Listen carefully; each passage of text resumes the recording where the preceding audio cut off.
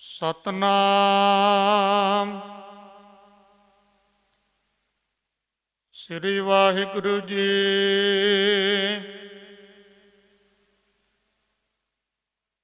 ਓਖ ਤੁਖਾਰ ਨਾ ਵਿਆਪਾਈ, ਕੰਠ ਮਿਲਿਆ ਹਰਿ ਨਾਹੂ। ਮਨ ਵਿਦਿਆ ਚਰਨਾਰ ਬਿੰਦ, ਦਰਸ਼ਨ ਲਗੜਾ ਸਾਹੂ। ਓਖ ਤੁਖਾਰ ਨਾ ਵਿਆਪਾਈ, ਕੰਠ ਮਿਲਿਆ ਹਰਿ ਨਾਹੂ। ਮਨ ਵਿਦਿਆ ਚਰਨਾਰ ਬਿੰਦ, ਦਰਸ਼ਨ ਲਗੜਾ ਸਾਹੂ।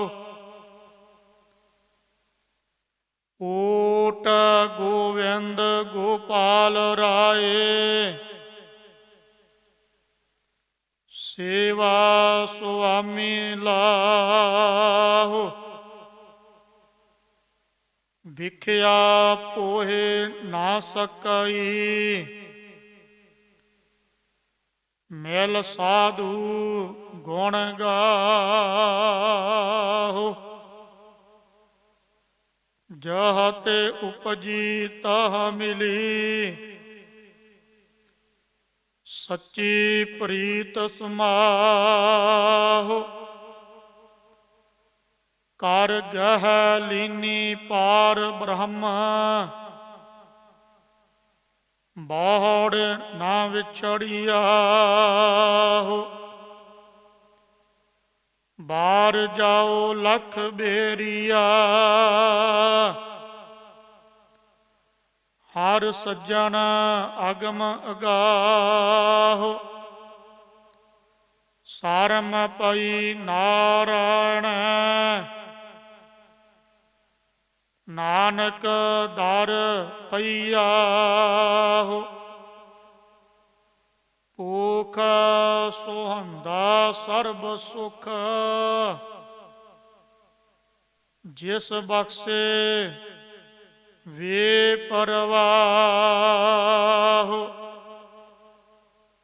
ਭੂਖ ਤੁਖਾਰ ਨਾ ਵਿਆਪਾਈ,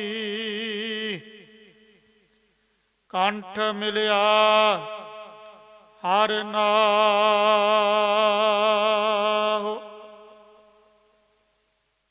ਵਾਹਿਗੁਰੂ ਜੀ ਕਾ ਖਾਲਸਾ, ਵਾਹਿਗੁਰੂ ਜੀ ਕੀ ਫਤਿਹ। ਪਰਮ ਸਨਮਾਨ ਅਤੇ ਸਤਿਕਾਰਯੋਗ ਸਤਿਗੁਰਾਂ ਦੀ ਸਾਜੀ ਨਵਾਜੀ ਸਮੂਹ ਸਾਧ ਸੰਗਤ, ਗੁਰੂ ਰੂਪ ਗੁਰੂ ਖਾਲਸਾ ਗੁਰੂ ਪਿਆਰੀ ਸੰਗਤ ਜੀ, ਸਤਿਗੁਰਾਂ ਦੀ ਅਪਾਰ ਬਖਸ਼ਿਸ਼ ਰਹਿਮਤ ਹੋਈ। ਅੰਮ੍ਰਿਤ ਵੇਲੇ ਦੇ ਸੁੰਦਰ ਦੀਵਾਨ ਸਜੇ ਹਨ। ਸਜੇ ਹੋਏ ਦੀਵਾਨਾਂ ਦੇ ਵਿੱਚ ਮੁੱਢਲੀ ਰਹੁ ਰੀਤੀ ਮਰਿਆਦਾ ਦੇ ਮੁਤਾਬਕ ਗੁਰਮੁਖ ਪਿਆਰਿਆਂ ਦੇ ਪਾਸੋਂ ਅੰਮ੍ਰਿਤਮਈ ਪੰਜਾਂ ਬਾਣੀਆਂ ਦਾ ਨਿਤਨੇਮ ਉਪਰੰਤ ਸੰਗਰਾਂਦ ਦੇ ਦਿਹਾੜੇ ਨੂੰ ਮੁੱਖ ਰੱਖਦਿਆਂ ਹੋਇਆਂ 12 ਮਾਹ ਦਾ ਪਾਠ ਸਰਵਣ ਕਰਕੇ ਆਪਣੇ ਜੀਵਨ ਦੀਆਂ ਅਮੋਲਕ ਘੜੀਆਂ ਨੂੰ, ਅਮੋਲਕ ਸਮੇਂ ਨੂੰ ਸਫਲੇ ਬਣਾਉਣ ਦਾ ਮਹਾਨ ਉਪਰਾਲਾ, ਮਹਾਨ ਯਤਨ ਕਰਦੇ ਆ ਰਹੇ ਹੋ। ਗੁਰੂ ਮਰਿਆਦਾ ਮੁਤਾਬਕ ਔਰ ਗੁਰੂ ਕਾਲ ਤੋਂ, ਗੁਰੂ ਸਮੇਂ ਤੋਂ ਜਿਸ ਵੇਲੇ ਗੁਰੂ ਨਾਨਕ ਦੇਵ ਮਹਾਰਾਜ ਜੀ ਨੇ ਤੁਖਾਰੀ ਰਾਗ ਦੇ ਵਿੱਚ ਵੀ 12 ਮਾਹ ਬਾਣੀ ਉਚਾਰਨ ਕੀਤੀ ਆ, ਇਤਿਹਾਸ ਦੇ ਵਿੱਚ ਜ਼ਿਕਰ ਆਉਂਦਾ ਹੈ ਕਿ ਜੋ ਤੁਖਾਰੀ ਰਾਗ ਦੇ ਵਿੱਚ ਗੰਮੀ ਬਾਣੀ, ਇਲਾਹੀ ਬਾਣੀ, ਤੁਰਕੀ ਬਾਣੀ ਗੁਰੂ ਨਾਨਕ ਦੇਵ ਮਹਾਰਾਜ ਜੀ ਦੇ ਮੁਖਾਰ ਬਿੰਦ ਤੋਂ ਉਚਾਰਨ ਕੀਤੀ ਹੋਈ ਰੱਬੀ ਬਾਣੀ 12 ਮਾਹਾ, ਉਸ ਬਾਣੀ ਦਾ ਨਿਤਨੇਮ ਜਾਂ ਸੰਗਰਾਂਦ ਦੇ ਦਿਹਾੜੇ ਤੇ 5 ਗੁਰੂ ਸਾਹਿਬਾਨਾਂ ਦੇ ਸਮਾਂ ਗੁਰੂ ਕੇ ਸਿੱਖ, ਵਿਦਵਾਨ ਸਿੱਖ, ਗਿਆਨੀ ਸਿੱਖ, ਬੁੱਧੀਜੀਵ ਜੋ ਗੁਰਮੁਖ ਪਿਆਰੇ ਸਨ, ਤੁਖਾਰੀ ਰਾਗ ਦੇ ਵਿੱਚੋਂ ਜੋ 12 ਮਾਹ ਬਾਣੀ ਆ ਨਾ, ਉਸ ਬਾਣੀ ਦੀ ਵਿਆਖਿਆ ਕਰਿਆ ਕਰਦੇ ਸੀ। ਜੋ ਇਹ ਅੰਮ੍ਰਿਤਮਈ ਬਾਣੀ ਪੰਜਵੇਂ ਪਾਤਸ਼ਾਹ ਗੁਰੂ ਅਰਜਨ ਦੇਵ ਮਹਾਰਾਜ ਉਹਨਾਂ ਦੇ ਮੁਖਾਰ ਬਿੰਦ ਤੋਂ ਇਹ ਬਾਣੀ ਉਚਾਰਨ ਕੀਤੀ ਆ, ਇਹਦੀ ਉਥਾਨਕ ਆਪਾਂ ਭਲੀ ਪ੍ਰਕਾਰ ਜਾਣਦੇ ਹਾਂ, ਕਿਉਂਕਿ ਪੰਥ ਦੇ ਗਿਆਨੀ ਮਹਾਂਪੁਰਸ਼ ਤਤ ਬੇਤੇ ਵਿਦਵਾਨ ਸੱਜਣ ਉਹਨਾਂ ਦੇ ਪਾਸੋਂ ਤੁਖਾਰੀ ਰਾਗ ਦੇ ਵਿੱਚ ਜੋ 12 ਮਾਹ ਬਾਣੀ ਉਚਾਰੀ, ਉਸ ਬਾਣੀ ਦੀ ਉਥਾਨਕ ਔਰ ਜੋ ਇਹ ਬਾਣੀ ਗੁਰੂ ਅਰਜਨ ਦੇਵ ਮਹਾਰਾਜ ਨੇ ਉਚਾਰੀ 12 ਮਾਹ, ਇਹ ਮਾਝ ਰਾਗ ਦੇ ਵਿੱਚ 135 ਅੰਗ ਦੇ ਉੱਪਰ ਅੰਕਿਤ ਹੈ। ਇਸ ਬਾਣੀ ਦੀ ਉਥਾਨਕਾ ਵੀ ਤੁਸੀਂ ਬਹੁਤ ਸੁਣੀ ਆ ਵਿਦਵਾਨਾਂ ਕੋਲੋਂ, ਗਿਆਨੀਆਂ ਕੋਲੋਂ। ਭਲੀ ਪ੍ਰਕਾਰ ਆਪਾਂ ਨੂੰ ਪਤਾ ਹੈ ਬਾਬਾ ਬੁੱਢਾ ਜੀ ਬ੍ਰਹਮ ਗਿਆਨੀ, ਉਹਨਾਂ ਦੇ ਸਮੇਤ ਸੰਗਤਾਂ ਨੇ ਬੇਨਤੀ ਕੀਤੀ, ਮਹਾਰਾਜ ਗੁਰੂ ਨਾਨਕ ਨੇ ਸਾਡੇ ਤੇ ਮਹਾਨ ਬਖਸ਼ਿਸ਼ ਰਹਿਮਤ ਕੀਤੀ ਆ, ਤੁਖਾਰੀ ਰਾਗ ਦੇ ਵਿੱਚ ਤੇ 12 ਮਾਹ ਦੀ ਬਾਣੀ ਹੈ, ਪਰ ਤੁਸੀਂ ਵੀ ਇਹਨਾਂ ਮਹੀਨਿਆਂ ਦੇ ਪ੍ਰਤੀ ਕੋਈ ਸੰਗਤਾਂ ਨੂੰ ਉਪਦੇਸ਼ ਦੇਵੋ। ਬ੍ਰਹਮ ਗਿਆਨੀ ਬਾਬਾ ਬੁੱਢਾ ਜੀ ਹੋਰ ਸੰਗਤ ਉਹਨਾਂ ਦੇ ਪਾਸੋਂ ਇਹ ਬਚਨ ਸੁਣ ਕੇ ਗੁਰੂ ਅਰਜਨ ਦੇਵ ਮਹਾਰਾਜ ਉਹਨਾਂ ਨੇ ਆਪਣੇ ਮੁਖਾਰ ਬਿੰਦ ਤੋਂ ਇਹ ਤੁਰਕੀ ਬਾਣੀ ਉਚਾਰਨ ਕੀਤੀ। ਦਾਸ ਦਾ ਕਹਿਣ ਤੋਂ ਭਾਵ ਇਹ ਆ ਵੀ 5 ਗੁਰੂ ਸਾਹਿਬਾਨਾਂ ਦੇ ਸਮੇਂ ਤੱਕ ਜਿਸ ਵੇਲੇ ਗੁਰੂ ਨਾਨਕ ਦੇਵ ਮਹਾਰਾਜ ਸਰਗੁਣ ਰੂਪ ਧਾਰਨ ਕਰਕੇ ਸਰੀਰ ਦੇ ਰੂਪ ਵਿੱਚ ਇਸ ਸੰਸਾਰ ਤੇ ਆਏ ਤੇ ਉਹਨਾਂ ਨੇ ਬੇਅੰਤ ਜੀਵਾਂ ਦਾ ਉਧਾਰ ਕੀਤਾ। ਤੁਖਾਰੀ ਰਾਗ ਦੇ ਵਿੱਚ ਉਹਨਾਂ ਨੇ 12 ਮਾਹ ਬਾਣੀ ਉਚਾਰੀ। ਉਹ ਜਿਹੜੀ ਬਾਣੀ ਗੁਰੂ ਨਾਨਕ ਦੀ ਸੀ, ਉਹ ਗੁਰੂ ਕੇ ਸਿੱਖ ਪੜ੍ਹਦੇ ਸਨ। ਸੰਗਰਾਂਦ ਦਾ ਜਿਹੜਾ ਇਹ ਦਿਹਾੜਾ ਹਿੰਦੂ ਧਰਮ ਦੇ ਵਿੱਚ ਵੀ ਮਨਾਇਆ ਜਾਂਦਾ ਹੈ। ਸੰਗਰਾਂਦ ਅੱਜ ਤੋਂ ਨਹੀਂ, ਮੈਂ ਕਹਾਂ ਬਹੁਤ ਸਮਾਂ ਪਹਿਲਾਂ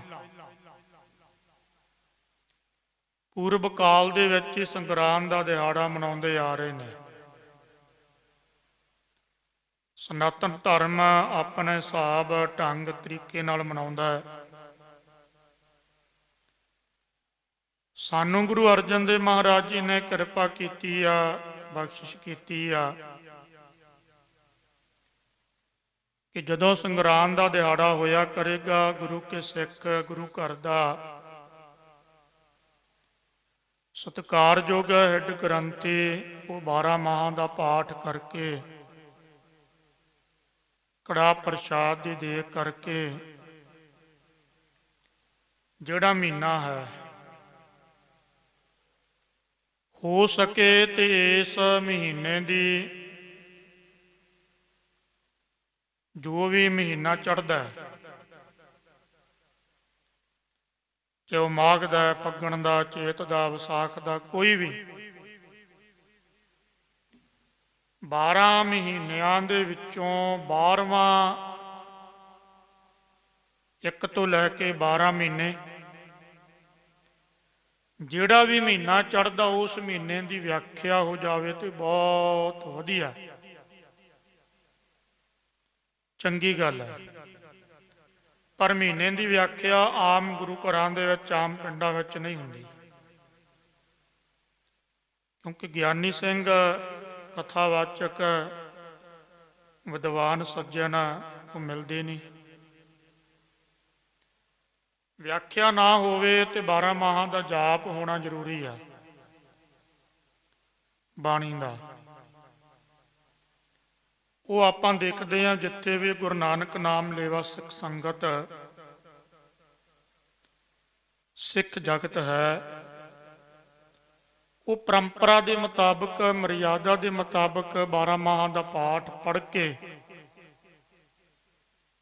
ਇਹ ਪੂਰੇ 14 ਸ਼ਬਦ ਹੈ, ਇਹਨਾਂ 12 ਮਹੀਨਿਆਂ ਦੇ ਪ੍ਰਤੀ ਆ। ਆਰੰਭਤਾ ਦੇ ਵਿੱਚ ਮੰਗਲ ਹੈ ਤੇ ਸਮਾਪਤੀ ਦੇ ਵਿੱਚ ਵੀ ਹੈ। ਇਹ 14 ਸ਼ਬਦਾਂ ਦਾ ਜਾਪ ਕਰਕੇ ਭੋਗ ਪਾਉਣਾ, ਇਹ ਇੱਕ ਪਰੰਪਰਾ ਹੈ ਜੋ ਮੁੱਢਲੇ ਸਮੇਂ ਤੋਂ ਮਨਾਈ ਜਾ ਰਹੀ ਹੈ। ਸੋ ਅੱਜ ਗੁਰੂ ਨਾਨਕ ਦੇਵ ਮਹਾਰਾਜ ਦੀ ਅਪਾਰ ਬਖਸ਼ਿਸ਼, ਰਹਿਮਤ ਹੋਈ ਆ। ਮੱਘਰ ਦਾ ਮਹੀਨਾ ਲੰਘਿਆ ਤੇ ਪੋਹ ਦਾ ਮਹੀਨਾ ਚੜ੍ਹਿਆ। ਪੋਹ ਦਾ ਮਹੀਨਾ ਜਿਹੜਾ ਨਾ, ਜੇ ਆਪਾਂ ਪੋਹ ਦੇ ਮਹੀਨੇ ਨੂੰ ਯਾਦ ਕਰੀਏ ਤੇ ਪੋਹ ਦੇ ਮਹੀਨੇ ਦੇ ਵਿੱਚ ਜੋ ਕੁਰਬਾਨੀਆਂ ਹੋਈਆਂ ਸਿੱਖ ਧਰਮ ਦੇ ਵਿੱਚ, ਕਲਗੀਧਰ ਪਾਤਸ਼ਾਹ ਗੁਰੂ ਗੋਬਿੰਦ ਸਿੰਘ ਮਹਾਰਾਜ, ਉਹਨਾਂ ਦੇ ਵੱਡੇ ਲਖਤੇ ਜਿਗਰ, ਉਹਨਾਂ ਦੇ ਵੱਡੇ ਸਪੁੱਤਰ ਫਰਜ਼ੰਦ ਬਾਬਾ ਅਜੀਤ ਸਿੰਘ, ਬਾਬਾ ਜੁਝਾਰ ਸਿੰਘ, ਸਤਿਕਾਰਯੋਗ 3 ਪਿਆਰੇ ਸਾਹਿਬਾਨਾਂ ਦੇ ਨਾਲ ਭਾਈ ਹਿੰਮਤ ਸਿੰਘ, ਭਾਈ ਮੋਹਕਮ ਸਿੰਘ, ਭਾਈ ਸਾਹਿਬ ਸਿੰਘ, 3 ਪਿਆਰੇ ਸਾਹਿਬਾਨਾਂ ਦੇ ਸਮੇਤ ਔਰ ਬੇਅੰਤ 40 ਸਿੰਘ ਜੋ ਲਿਖਤੀ ਵਿੱਚ ਆਉਂਦੇ ਆ। ਇਸ ਤੋਂ ਇਲਾਵਾ ਵੀ ਗੁਰੂ ਕੇ ਸਿੰਘ ਇਸ ਮਹੀਨੇ ਦੇ ਵਿੱਚ ਸ਼ਹਾਦਤ ਦਾ ਜਾਮ ਗੁਰੂ ਕੇ ਸਿੰਘਾਂ ਨੇ ਪੀਤਾ। 2 ਛੋਟੇ ਸਾਹਿਬਜ਼ਾਦੇ ਗੁਰੂ ਗੋਬਿੰਦ ਸਿੰਘ ਮਹਾਰਾਜ ਦੇ ਲਖਤੇ ਜ਼ਿਕਰ, ਬਾਬਾ ਜੋਰਾਵਰ ਸਿੰਘ, ਬਾਬਾ ਫਤਿਹ ਸਿੰਘ, ਸਤਿਕਾਰਯੋਗ ਮਾਤਾ ਗੁਜਰ ਕੌਰ ਜੀ, ਭਲੀ ਪ੍ਰਕਾਰ ਆਪਾਂ ਇਤਿਹਾਸ ਨੂੰ ਵਾਚਿਆ। ਠੰਡੇ ਬੁਰਜ ਦੇ ਵਿੱਚ ਮਾਤਾ ਗੁਜਰ ਕੌਰ ਜੀ ਸ਼ਹਾਦਤ ਦਾ ਜਾਮ ਪੀ ਕੇ, ਛੋਟੇ ਸਾਹਿਬਜ਼ਾਦੇ ਨੀਹਾਂ ਦੇ ਵਿੱਚ ਜਿੰਦੇ ਚਿਣੇ ਗਏ। ਜਾਣੀ ਜਿਹੜਾ ਪੋਹ ਦਾ ਮਹੀਨਾ, ਇਹ ਠੰਡ ਦਾ ਮਹੀਨਾ, ਤੇ ਠੰਡ ਦੇ ਮਹੀਨੇ ਦੇ ਵਿੱਚ ਜਿਹੜੀ ਕੁਦਰਤ ਦੀ ਮਾਰ ਤਾਂ ਮੈਂ ਕਹਿ ਨਹੀਂ ਸਕਦਾ, ਕਿਉਂਕਿ ਕੁਦਰਤ ਆਪਣੇ ਮੁਤਾਬਕ ਚੱਲਦੀ ਆ। ਗੁਰੂ ਨਾਨਕ ਨੇ ਕਿਹਾ, ਕੁਦਰਤ ਕਵਣ ਕਾਹਾ ਵਿਚਾਰ, ਵਾਰਿਆ ਨਾ ਜਾਵਾ ਇੱਕ ਵਾਰ। ਕੁਦਰਤ ਕਰਕੇ ਵਸਿਆ ਸੋਏ। ਕੁਦਰਤ ਦਾ, ਪ੍ਰਕਿਰਤੀ ਦਾ ਆਪਣਾ ਸੁਭਾਅ, ਜਿਹੋ ਜਿਹਾ ਮਹੀਨਾ ਆਇਆ, ਜੇ ਗਰਮੀ ਦਾ ਮਹੀਨਾ ਆਇਆ ਤੇ ਗਰਮੀ ਪੈਣੀ ਆ, ਜੇ ਪਤਝੜ ਹੈ ਤੇ ਪਤਝੜ, ਜੇ ਬਸੰਤ ਦਾ ਤੇ ਬਸੰਤ ਰੁੱਤ, ਤੇ ਜੇ ਸਰਦੀ ਦਾ, ਜੇ ਹਿਮ ਰੁੱਤ ਦਾ, ਬਹੁਤ ਜ਼ਿਆਦਾ ਠੰਡ ਪੈਣੀ। ਪ੍ਰਕਿਰਤੀ ਨੇ ਆਪਣੇ ਨਿਯਮ ਨੂੰ ਬਦਲਣਾ ਨਹੀਂ, ਤੇ ਗੁਰੂ ਨੇ ਵੀ ਨਹੀਂ ਕਹਿਣਾ ਪ੍ਰਕਿਰਤੀ ਨੂੰ ਵੀ ਤੂੰ ਆਪਣਾ ਨਿਯਮ ਬਦਲ ਨਾ। ਪ੍ਰਕਿਰਤੀ ਨਿਯਮ ਦੇ ਮੁਤਾਬਕ ਚੱਲਦੀ ਆ, ਤੇ ਜੋ ਪ੍ਰਕਿਰਤੀ ਕੁਦਰਤ ਨਿਯਮ ਮੁਤਾਬਕ ਚੱਲਦੀ ਆ, ਤੇ ਉਸ ਪ੍ਰਕਿਰਤੀ ਔਰ ਕੁਦਰਤ ਦੇ ਵਿੱਚ, ਠੇਸ ਪੰਜਾਬੀ ਵਿੱਚ ਕਹਿ ਦੇਵਾਂ ਵੀ ਜਿਹੜਾ ਗੁਰੂ ਹੁੰਦਾ, ਪੂਰਨ ਗੁਰੂ ਅਵਤਾਰ ਮਹਾਪੁਰਸ਼ ਬ੍ਰਹਮ ਗਿਆਨੀ ਤਤਵਵੇਤਾ, ਉਹ ਕੁਦਰਤ ਦੇ ਵਿਰੁੱਧ ਨਹੀਂ ਚੱਲਦਾ। ਜੋ ਕੁਦਰਤ ਹੈ, ਕੁਦਰਤ ਕਰ ਰਹੀ ਹੈ, ਉਹਨੇ ਕਹਿਣਾ ਸੱਤ ਹੈ। ਕੁਦਰਤ ਸੱਤ ਕਰ ਰਹੀ ਹੈ। ਸੋ ਜਿਹੜਾ ਇਹ ਮਹੀਨਾ, ਮੈਂ ਕਹਾਂ ਵੀ ਇਸ ਮਹੀਨੇ ਦੇ ਵਿੱਚ ਗੁਰੂ ਕੇ ਲਾਲ ਸ਼ਹੀਦ ਹੋਏ। ਇਸ ਮਹੀਨੇ ਨੂੰ, ਇਸ ਮਹੀਨੇ ਦੀ ਬਦੌਲਤ ਔਰ ਇਸ ਮਹੀਨੇ ਦੇ ਵਿੱਚ ਜੋ ਸ਼ਹਾਦਤਾਂ ਦਾ ਜਾਮ ਗੁਰੂ ਕੇ ਲਾਲਾਂ ਨੇ, ਗੁਰੂ ਕੇ ਸਿੰਘਾਂ ਨੇ ਪੀਤਾ, ਉਸ ਦੀ ਬਦੌਲਤ ਅੱਜ ਸਾਡੇ ਸਿਰ ਤੇ ਦਸਤਾਰ, ਅੱਜ ਸਾਡੇ ਦਾੜੇ ਪ੍ਰਕਾਸ਼, ਅੱਜ ਸਾਡੇ ਕੋਲੇ ਪੰਜ ਕਕਾਰ, ਹਿੰਦੂ ਵੀਰ ਆ, ਉਹਨਾਂ ਦੇ ਮੰਦਰਾਂ ਵਿੱਚ ਟੱਲ ਵੱਜਦੇ ਨੇ। ਜਨੇਊ, ਧੋਤੀ, ਬੋਦੀ, ਤਿਲਕ, ਵੇਦਾਂ ਦੀਆਂ ਧੁਨਾਂ।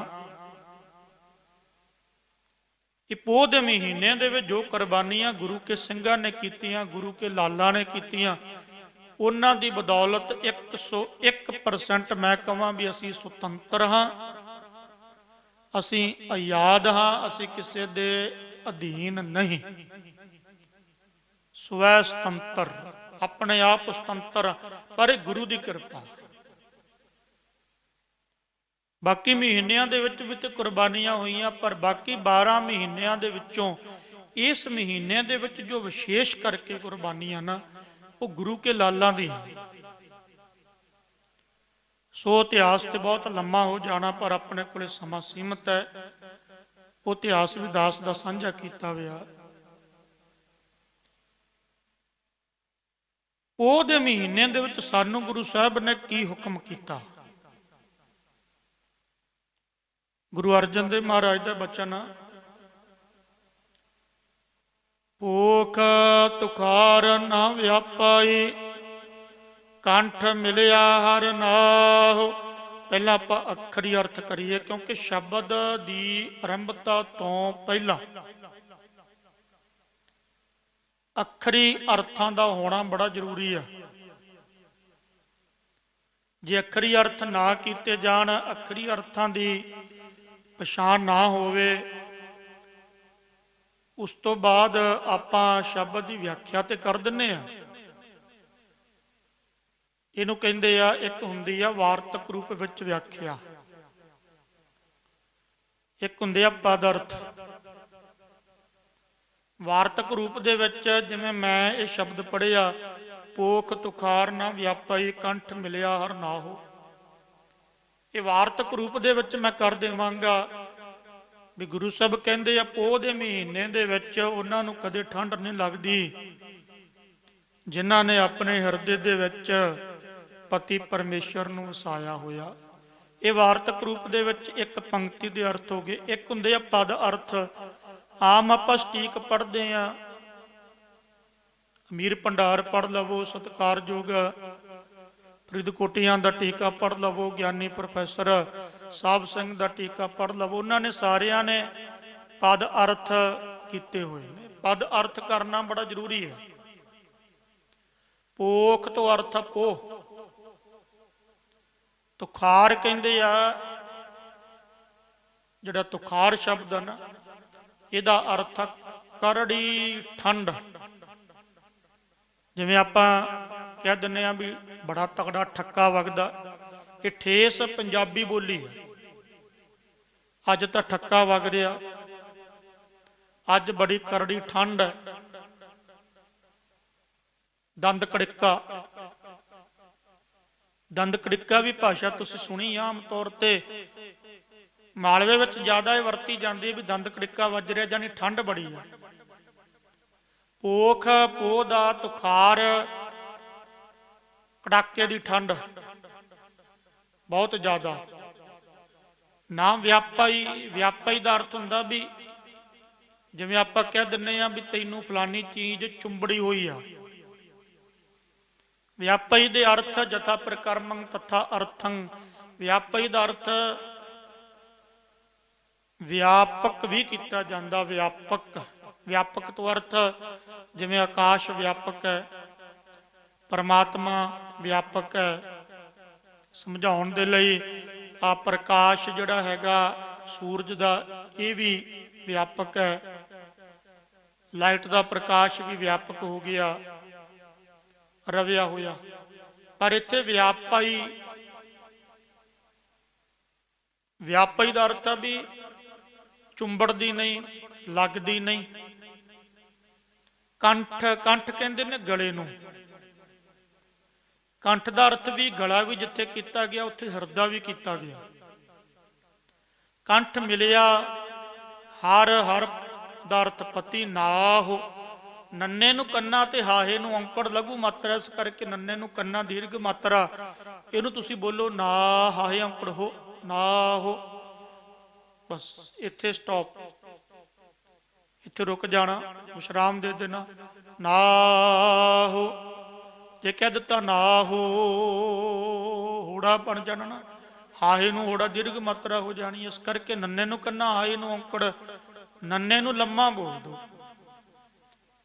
ਜਿਸ ਵੇਲੇ ਆਪਾਂ ਕਈ ਵਾਰ ਵਿਚਾਰਦੇ ਹਾਂ ਵੀ ਜੇ ਇਹ ਮਹੀਨਾ ਸਵੀਕਰ ਦੇ ਵਿੱਚ, ਜਿਸ ਵੇਲੇ ਗੁਰੂ ਘਰਾਂ ਦੇ ਵਿੱਚ ਗ੍ਰੰਥੀ ਸਿੰਘ ਸਤਿਕਾਰਯੋਗ ਹੁਕਮਨਾਮਾ ਸਾਹਿਬ ਤੋਂ ਬਾਅਦ ਪੜ੍ਹਦੇ ਨੇ, ਕੋਈ ਵੀ ਮਹੀਨਾ ਨਾ,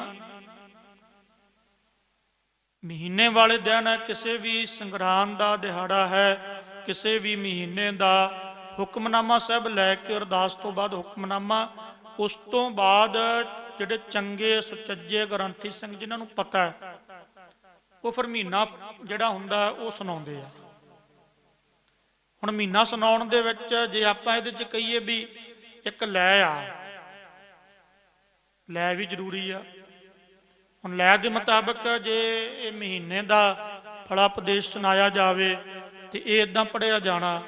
ਪੋਖ ਤੁਖਾਰ ਨਾ ਵਿਆਪਾਈ, ਕੰਠ ਮਿਲਿਆ ਹਰ ਨਾਹੁ। ਨੰਨੇ ਨੂੰ ਕੰਨਾ ਲੰਮਾ ਕਰ ਦੋ, ਤੇ ਜੇ ਬੋਲਾਂਗੇ ਨਾ ਹੋ, ਹਾਹੇ ਔਂਕੜ ਬਣ ਜਾਣਾ, ਵਾਹਿਗੁਰੂ ਹੋੜਾ ਬਣ ਜਾਣਾ। ਪੜ੍ਹਨ ਦੇ ਲਈ ਤੁਸੀਂ ਜੇ ਲੈ ਨਾਲ ਪੜ੍ਹਨਾ, ਨੰਨੇ ਨੂੰ ਕੰਨਾ ਜਿਹੜਾ ਲੱਗਿਆ ਪਹਿਲਾਂ ਉਹਨੂੰ ਲੰਮਾ ਕਰ ਦੋ। ਦੀਰਘ ਮਾਤਰਾ ਲੰਮੀ ਵਾਧੂ ਬੋਲੀ ਜਾਂਦੀ ਆ, ਲਘੂ ਨਹੀਂ ਬੋਲੀ ਜਾਂਦੀ।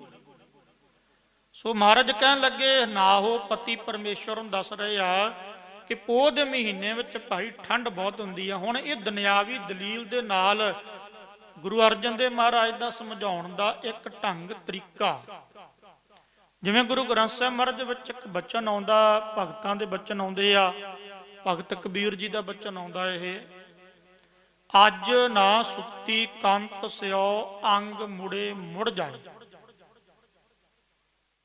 ਹੁਣ ਇਹਦੇ ਅਰਥ ਆਪਾਂ ਕੀ ਕਰਾਂਗੇ? ਅੱਜ ਨਾ ਸੁੱਤੀ, ਵੀ ਅੱਜ ਸੁੱਤੀ, ਸੁੱਤੀ ਇਸਤਰੀ ਵਾਚਕ ਆ, ਪੁਰਸ਼ ਵਾਚਕ ਤੇ ਹੈ ਨਹੀਂ, ਇਸਤਰੀ ਵਾਚਕ ਆ। ਅੱਜ ਨਾ ਸੁੱਤੀ ਕੰਤ, ਕੰਤ ਪਤੀ, ਸਿਓ ਸਿਓ ਭਾਵ ਨਾਲ ਅੰਗ ਮੁੜੇ ਮੁੜ ਜਾਏ, ਵੀ ਅੰਗ ਮੇਰੇ ਮੁੜਦੇ ਆ। ਪਰ ਜਿਹੜੀ ਇਹ ਪੰਕਤੀ ਹੈ ਪਤੀ ਪਰਮੇਸ਼ਰ ਦੇ ਪਰਥਾਏ ਹੈ, ਪਰ ਸਮਝਾਉਣ ਦੇ ਲਈ ਦੁਨਿਆਵੀ ਦਲੀਲ ਜਿਹੜੀ ਹੈ ਨਾ, ਦੇਖੋ ਜਿੰਨੀ ਗੁਰਬਾਣੀ ਹੈ ਇੱਕ ਓੰਕਾਰ ਤੋਂ ਲੈ ਕੇ 18 10 20 ਤੱਕ, ਇੱਕ ਓੰਕਾਰ ਤੋਂ ਲੈ ਕੇ 18 10 20 ਤੱਕ ਅਗੰਮੀ ਬਾਣੀ ਆ, ਅਲਾਹੀ ਬਾਣੀ ਆ, ਤੁਰਕੀ ਬਾਣੀ ਆ। ਇਹ ਬਾਣੀ ਉੱਥੋਂ ਆਈ ਹੈ ਜਿੱਥੇ ਕੋਈ ਸ਼ਬਦ ਨਹੀਂ, ਇਹਨੂੰ ਕਹਿੰਦੇ ਵਾਚਕ। ਵਾਚਕ ਹੁੰਦਾ, ਇੱਕ ਵਾਚਿਆ ਹੁੰਦਾ, ਇੱਕ ਲਕਸ਼ਯ ਹੁੰਦਾ। ਇਹ ਥੋੜੀ ਜਿਹੀ ਗਹਿਰੀ ਵਿਚਾਰ ਹੋ ਜਾਣੀ ਆ। ਵਾਚਕ, ਵਾਚਕ ਬੈਖਰੀ ਦੇ ਰਾਹੀਂ ਬੋਲਿਆ ਜਾਂਦਾ, ਕਿਉਂਕਿ ਚਾਰ ਜਿਹੜੀਆਂ ਬਾਣੀਆਂ ਵਿਦਵਾਨਾਂ ਨੇ ਮੰਨੀਆਂ,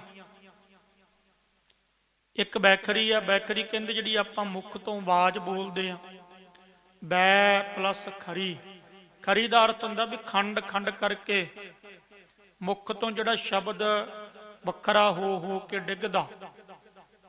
ਸਮਝਾਉਣ ਦੇ ਲਈ ਸਮਝੋ, ਬੈਖਰੀ ਕਿਉਂ ਕਿਹਾ? ਬੈਖਰੀ ਵੱਖਰੀ ਵੱਖਰੀ ਹੋ ਕੇ ਆਵਾਜ਼। ਹੁਣ ਦੇਖੋ ਮੈਂ ਬੋਲਿਆ ਆਵਾਜ਼ ਸ਼ਬਦ, ਇੱਕ ਸ਼ਬਦ ਲੈ ਲਓ, ਕੋਈ ਵੀ ਸ਼ਬਦ ਤੁਸੀਂ ਲੈ ਲਵੋ। ਇਹ ਮੈਂ ਪੂਰੀ ਲਾਈਨ ਬੋਲ ਦਿੱਤੀ, ਕੋਈ ਵੀ ਸ਼ਬਦ ਤੁਸੀਂ ਲੈ ਲਵੋ।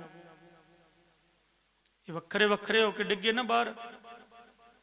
ਇੱਕ ਸ਼ਬਦ ਵੀ ਜਿਹੜਾ ਉਹ ਵੀ ਮਾਤਰਾ ਨਾਲ ਜੁੜ ਕੇ ਬਣਦਾ। ਕੱਕੇ ਨੂੰ ਹੋੜਾ ਕੋ, ਜਿਹੜੀ ਬਿਹਾਰੀ ਈ, ਕੋਈ, ਵਾਵੇ ਨੇ ਬਿਹਾਰੀ ਵੀ, ਸੱਸੇ ਪਿਆਰ ਬਿੰਦੀ ਸ਼, ਬੱਬਾ ਮੁਕਤਾ ਬ, ਦੱਦਾ ਮੁਕਤਾ ਦ, ਸ਼ ਬ ਦ। ਇਹ ਵੀ ਵੱਖਰੇ ਵੱਖਰੇ ਹੋ ਗਏ। ਪਹਿਲਾਂ ਜਿਹੜੀ ਪੂਰੀ ਲਾਈਨ ਸੀਗੀ, ਉਹ ਲਾਈਨ ਦੇ ਵਿੱਚ ਵੀ ਪੂਰਾ ਪੂਰਾ ਸ਼ਬਦ ਵੱਖਰਾ ਹੋ ਕੇ ਡਿੱਗਿਆ। ਫਿਰ ਇੱਕ ਇੱਕ ਸ਼ਬਦ ਜਿਹੜਾ ਹੈਗਾ ਉਹ ਬੈਖਰੀ ਦੇ ਰਾਹੀਂ, ਜਾਨੀ ਜ਼ੁਬਾਨ ਦੇ ਵਿੱਚੋਂ ਮਾਤਰਾ ਕਰਕੇ ਇੱਕ ਇੱਕ ਸ਼ਬਦ ਜੁੜ ਕੇ ਨਾਲ ਮਾਤਰਾ ਜੁੜ ਕੇ ਫਿਰ ਉਹ ਬਾਹਰ ਨਿਕਲਿਆ। ਇਹ ਬੈਖਰੀ ਦੇ ਰਾਹੀਂ। ਬੈਖਰੀ ਥੱਲੇ ਆ ਮੱਧਮ ਗਲਾ, ਗਲੇ ਤੋਂ ਥੱਲੇ ਆ ਪਰਾ, ਇਹ ਹਿਰਦਾ, ਤੇ ਹਿਰਦੇ ਤੋਂ ਥੱਲੇ ਆ ਪੈਸੰਤੀ, ਇਹ ਨਾਭੀ, ਸਾਡੀ ਧੁੰਨੀ। ਨਾਭੀ ਚੋਂ ਸ਼ਬਦ ਉੱਠਦਾ, ਉੱਥੋਂ ਉੱਠ ਕੇ ਪਰਾ ਹਿਰਦੇ ਚ ਆਉਂਦਾ, ਹਿਰਦੇ ਚੋਂ ਮੱਧਮ ਗਲੇ ਚ ਆਉਂਦਾ, ਗਲੇ ਤੋਂ ਰਸਨਾ ਤੇ ਚੜ ਕੇ ਬਾਹਰ ਆ ਕੇ ਡਿੱਗ ਪਿਆ। ਬਾਹਰ ਆ ਗਿਆ ਨਾ, ਜ਼ਬਾਨ ਤੋਂ ਬਾਹਰ ਨਿਕਲ ਗਿਆ ਸ਼ਬਦ। ਕਹਿੰਦੇ ਨੇ ਵੀ ਇੱਕ ਵਾਰੀ ਮੂੰਹ ਚੋਂ ਨਿਕਲੀ ਆਵਾਜ਼ ਹੁਣ ਵਾਪਸ ਨਹੀਂ ਪੈਂਦੀ। ਇਹ ਗੱਲਾਂ ਬਣੀਆਂ ਵੀਆਂ। ਪਰ ਜਿੱਥੋਂ ਇਹ ਧੁਨ ਉੱਠੀ, ਜਿੱਥੋਂ ਉਹ ਧੁਨ ਉੱਠ ਰਹੀ ਆ, ਉੱਥੇ ਕੀ ਆ? ਕੋਈ ਅੱਖਰ ਨਹੀਂ। ਮੈਂ ਕਈ ਵਾਰ ਬੇਨਤੀ ਕੀਤੀ ਹੈ ਵੀ ਸੂਖਸ਼ਮ ਵਿੱਚੋਂ ਹੀ ਸਭ ਕੁਝ ਆ ਰਿਹਾ। ਸੂਖਸ਼ਮ ਦੇ ਪਿੱਛੇ ਵੀ ਕਾਰਨ ਹੈ, ਕਾਰਨ ਤੋਂ ਵੀ ਪਿੱਛੇ ਆ ਸਭ ਕੁਝ। ਇਉਂ ਕਹਿ ਲਵੋ ਜਿੰਨਾ ਸਥੂਲ ਆ ਇਹ ਬਰੀਕੀ ਚੋਂ ਹੀ ਆਇਆ। ਬੈਖਰੀ ਜੋ ਸ਼ਬਦ ਸਾਡੀ ਜ਼ੁਬਾਨ ਤੇ ਆ ਕੇ ਚੜ ਕੇ ਬਾਹਰ ਨਿਕਲਦਾ ਨਾ, ਇਹ ਨਾਭੀ ਤੋਂ ਉੱਠਦਾ ਤੇ ਸ਼ਬਦ ਬਣੇ ਆਉਂਦੇ ਨੇ। ਪਰਮਾਤਮਾ ਦੀ, ਅਕਾਲ ਦੀ ਇਹ ਕਿਰਪਾ, ਇਹ ਇੱਕ ਨਿਯਮ ਹੈ ਪਰਮਾਤਮਾ ਵੱਲੋਂ। ਆਪੋ ਆਪਣੀ ਬੋਲੀ ਦਿਮਾਗ ਨੇ ਪੜ੍ਹੀ ਹੋਈ ਹੈ, ਅੰਗਰੇਜ਼ੀ ਵਾਲੇ, ਪੰਜਾਬੀ ਵਾਲੇ, ਹਿੰਦੀ ਵਾਲੇ, ਇਹ ਜਿੰਨੀਆਂ ਪਤਾ ਨਹੀਂ ਕਿੰਨੀਆਂ ਦੁਨੀਆ ਦੇ ਉੱਪਰ ਭਾਸ਼ਾਵਾਂ, ਤੇ ਸਾਰੀਆਂ ਭਾਸ਼ਾਵਾਂ ਜਿਹੜੀਆਂ ਇਹ ਨਾਭੀ ਚੋਂ ਉੱਠ ਕੇ ਫਿਰ ਇਹ ਹਿਰਦੇ ਚ ਆ ਕੇ ਫਿਰ ਇਹ ਗਲੇ ਤੇ ਰਾਹੀਂ ਹੁੰਦੀ ਹੋਈ ਬੈਖਰੀ ਜ਼ੁਬਾਨ ਤੇ ਆ ਕੇ ਚੜ੍ਹਦੀ ਹੈ ਇਹ ਆਵਾਜ਼। ਸੋ ਜਿਹੜੀ ਗੁਰਬਾਣੀ ਆ, ਅੱਜ ਨਾ ਸੁੱਤੀ ਕੰਤ ਸਿਓ ਅੰਗ ਮੁੜੇ ਮੁੜ ਜਾਏ, ਇਹ ਜਿਹੜਾ ਸ਼ਬਦ ਮੈਂ ਤੁਹਾਡੇ ਨਾਲ ਸਾਂਝਾ ਕੀਤਾ, ਯਾਦ ਰੱਖਿਓ। ਅੱਜ ਨਾ ਸੁੱਤੀ ਕੰਤ ਸਿਓ ਅੰਗ ਮੁੜੇ ਮੁੜ ਜਾਏ। ਗੁਰਬਾਣੀ ਨੇ ਹੈ ਧੁਰ ਕੀ ਬਾਣੀ। ਧੁਰ ਕੀ ਬਾਣੀ ਆਈ ਤਿਨ ਸਗਲੀ ਚਿੰਤ ਮਟਾਈ। ਗੁਰਬਾਣੀ ਉੱਥੋਂ ਆ ਰਹੀ ਜਿੱਥੇ ਕੋਈ ਸ਼ਬਦ ਨਹੀਂ। ਇਸੇ ਕਰਕੇ ਕਹਿ ਦਿੱਤਾ ਇਹ ਅੱਖਰ ਖਰ ਜਾਹੇਗੇ, ਉਹ ਅੱਖਰ ਇਨ ਮੈਂ ਨਾਹੇ। ਜਿਹੜਾ ਅੱਖਰ ਹੈ ਖਰਨ ਤੋਂ ਰਹਿਤ, ਉਹ ਇਹਦੇ ਵਿੱਚ ਆਉਂਦਾ ਹੀ ਨਹੀਂਗਾ, ਅੱਖਰਾਂ ਵਿੱਚ ਆਉਂਦਾ ਹੀ ਨਹੀਂ। ਪਰ ਅੱਖਰ ਆਏ ਕਿੱਥੋਂ ਆ? ਉੱਥੋਂ ਹੀ ਆਉਂਦੇ ਅੱਖਰ। ਹੋਰ ਕੌਣ ਲੈ ਕੇ ਆਊ ਅੱਖਰ, ਦੱਸੋ ਭਲਾ? ਕੋਈ ਦੂਜਾ ਬੰਦਾ ਹੈ, ਕੋਈ ਦੂਜਾ ਇਨਸਾਨ ਹੈ, ਕੋਈ ਦੂਜਾ ਜੱਜ, ਕੋਈ ਦੂਜਾ ਵਕੀਲ, ਕੋਈ ਦੂਜਾ ਪ੍ਰੋਫੈਸਰ, ਕੋਈ ਦੂਜਾ ਆਪਣਾ ਵਿਗਿਆਨੀ, ਤੁਹਾਡੇ ਵੱਡੇ ਵੱਡੇ ਜਿਹੜੇ ਸਾਇੰਸਟ ਵਗੈਰਾ ਤੁਸੀਂ ਕੀ ਕਹਿੰਦੇ ਆ, ਸਾਇੰਸ ਵਾਲੇ ਜਿਹੜੇ ਆ, ਇਹ ਲੈ ਕੇ ਆਉਣਗੇ ਨਾ, ਕੋਈ ਨਹੀਂ ਲਿਆ ਸਕਦਾ। ਦੂਜਾ ਕੌਣ ਹੈ? ਦੂਜਾ ਹੈ ਹੀ ਨਹੀਂ ਕੋਈ। ਜਿੱਥੋਂ ਇਹ ਸ਼ਬਦ ਆ ਰਿਹਾ ਉੱਥੇ ਕੋਈ ਸ਼ਬਦ ਹੈ ਹੀ ਨਹੀਂ।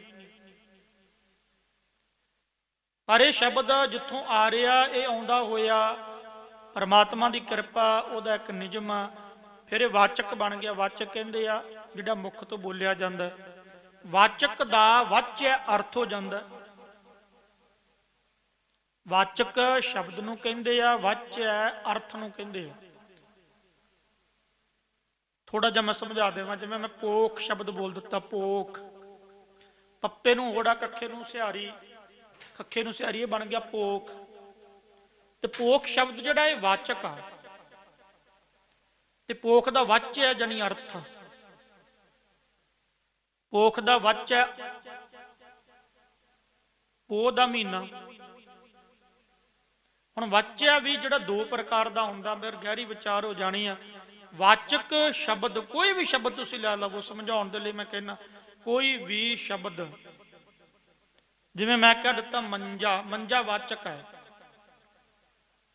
ਤੇ ਮੰਜੇ ਦਾ ਵਾਚਯ ਅਰਥ। ਹੁਣ ਮੰਜੇ ਦਾ ਅਰਥ ਕੀ ਹੋਊਗਾ?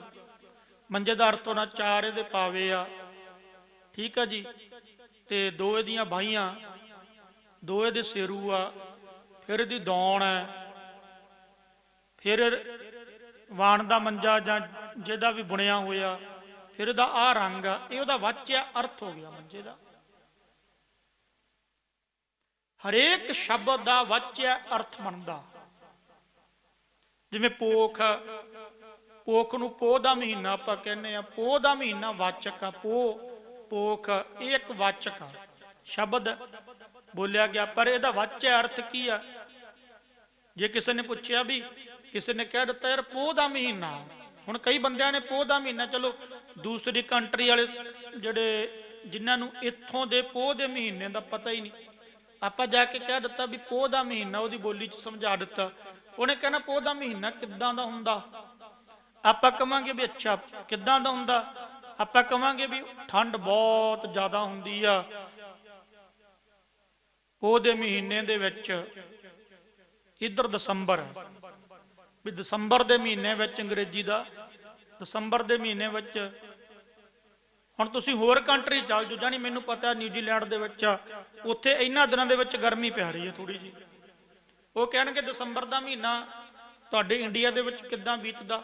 ਦਸੰਬਰ ਵਾਚਕ ਹੋ ਗਿਆ, ਜਿਹੜਾ ਮੈਂ ਦੱਸੂਗਾ ਵਿਆਖਿਆ ਕਰਕੇ ਵੀ ਦਸੰਬਰ ਦਾ ਉੱਥੇ ਠੰਡ ਬੜੀ ਆ, ਧੂਣੀ ਸੇਕਣੀ ਪੈਂਦੀ ਆ, ਮੋਟੇ ਕੱਪੜੇ ਪਾਉਣੇ ਪੈਂਦੇ ਆ, ਇਹ ਵਾਚਿਆ ਹੋ ਗਿਆ।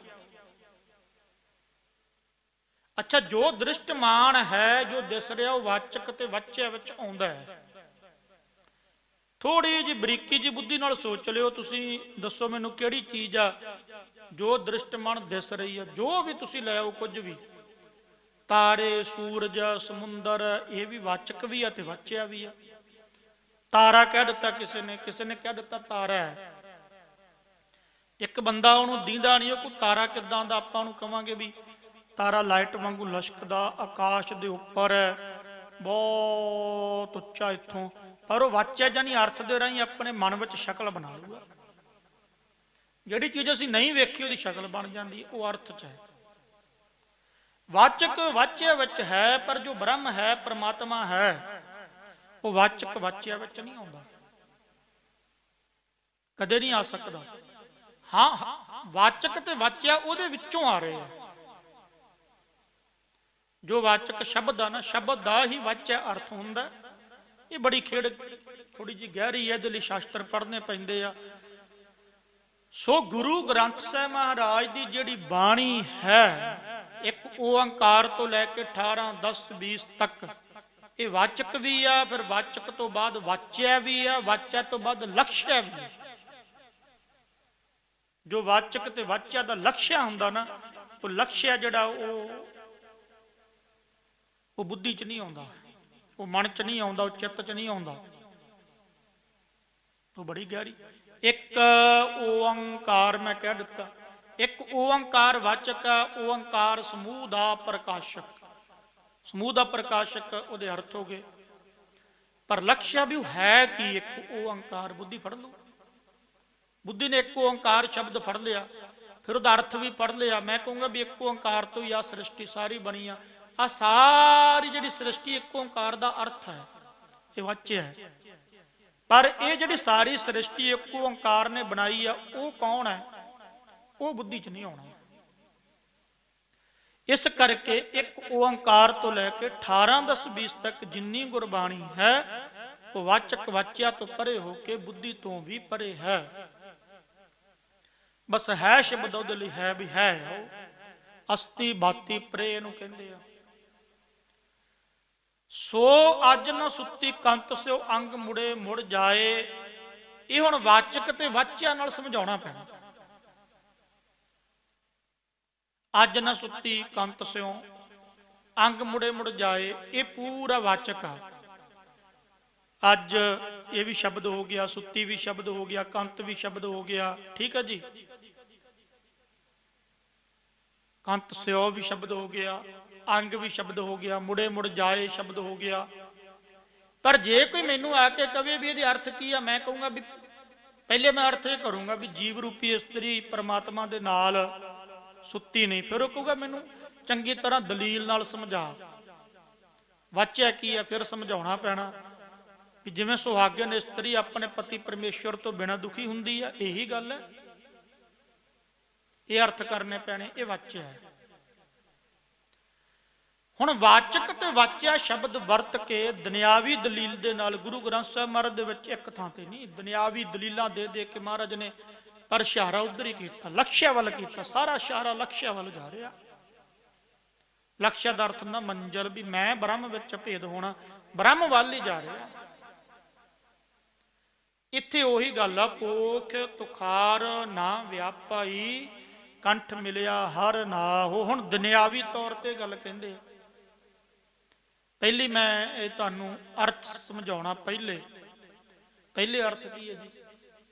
ਪਹਿਲੇ ਅਰਥ ਇਹ ਆ ਵੀ ਪੋਖ ਤੁਖਾਰ ਪਹਿਲੇ ਤਾਂ ਆਪਾਂ ਕਰ ਚੁੱਕੇ ਆ, ਜਿਹਨੂੰ ਪਦ ਅਰਥ ਕਹਿੰਦੇ ਉਹ ਕਰ ਲਏ ਆ। ਪੋਖ ਦਾ ਅਰਥ ਪੋਹ ਦਾ ਮਹੀਨਾ, ਤੁਖਾਰ ਕਰੜੀ ਠੰਡ, ਵਿਆਪਈ ਨਹੀਂ ਲੱਗਦੀ, ਕੰਠ ਮਿਲਿਆ ਹਰ ਨਾਹੋ, ਨਾਹੋ ਪਤੀ, ਕੰਠ ਜਿਹਨੂੰ ਗਲੇ ਨਾਲ ਮਿਲ ਗਿਆ।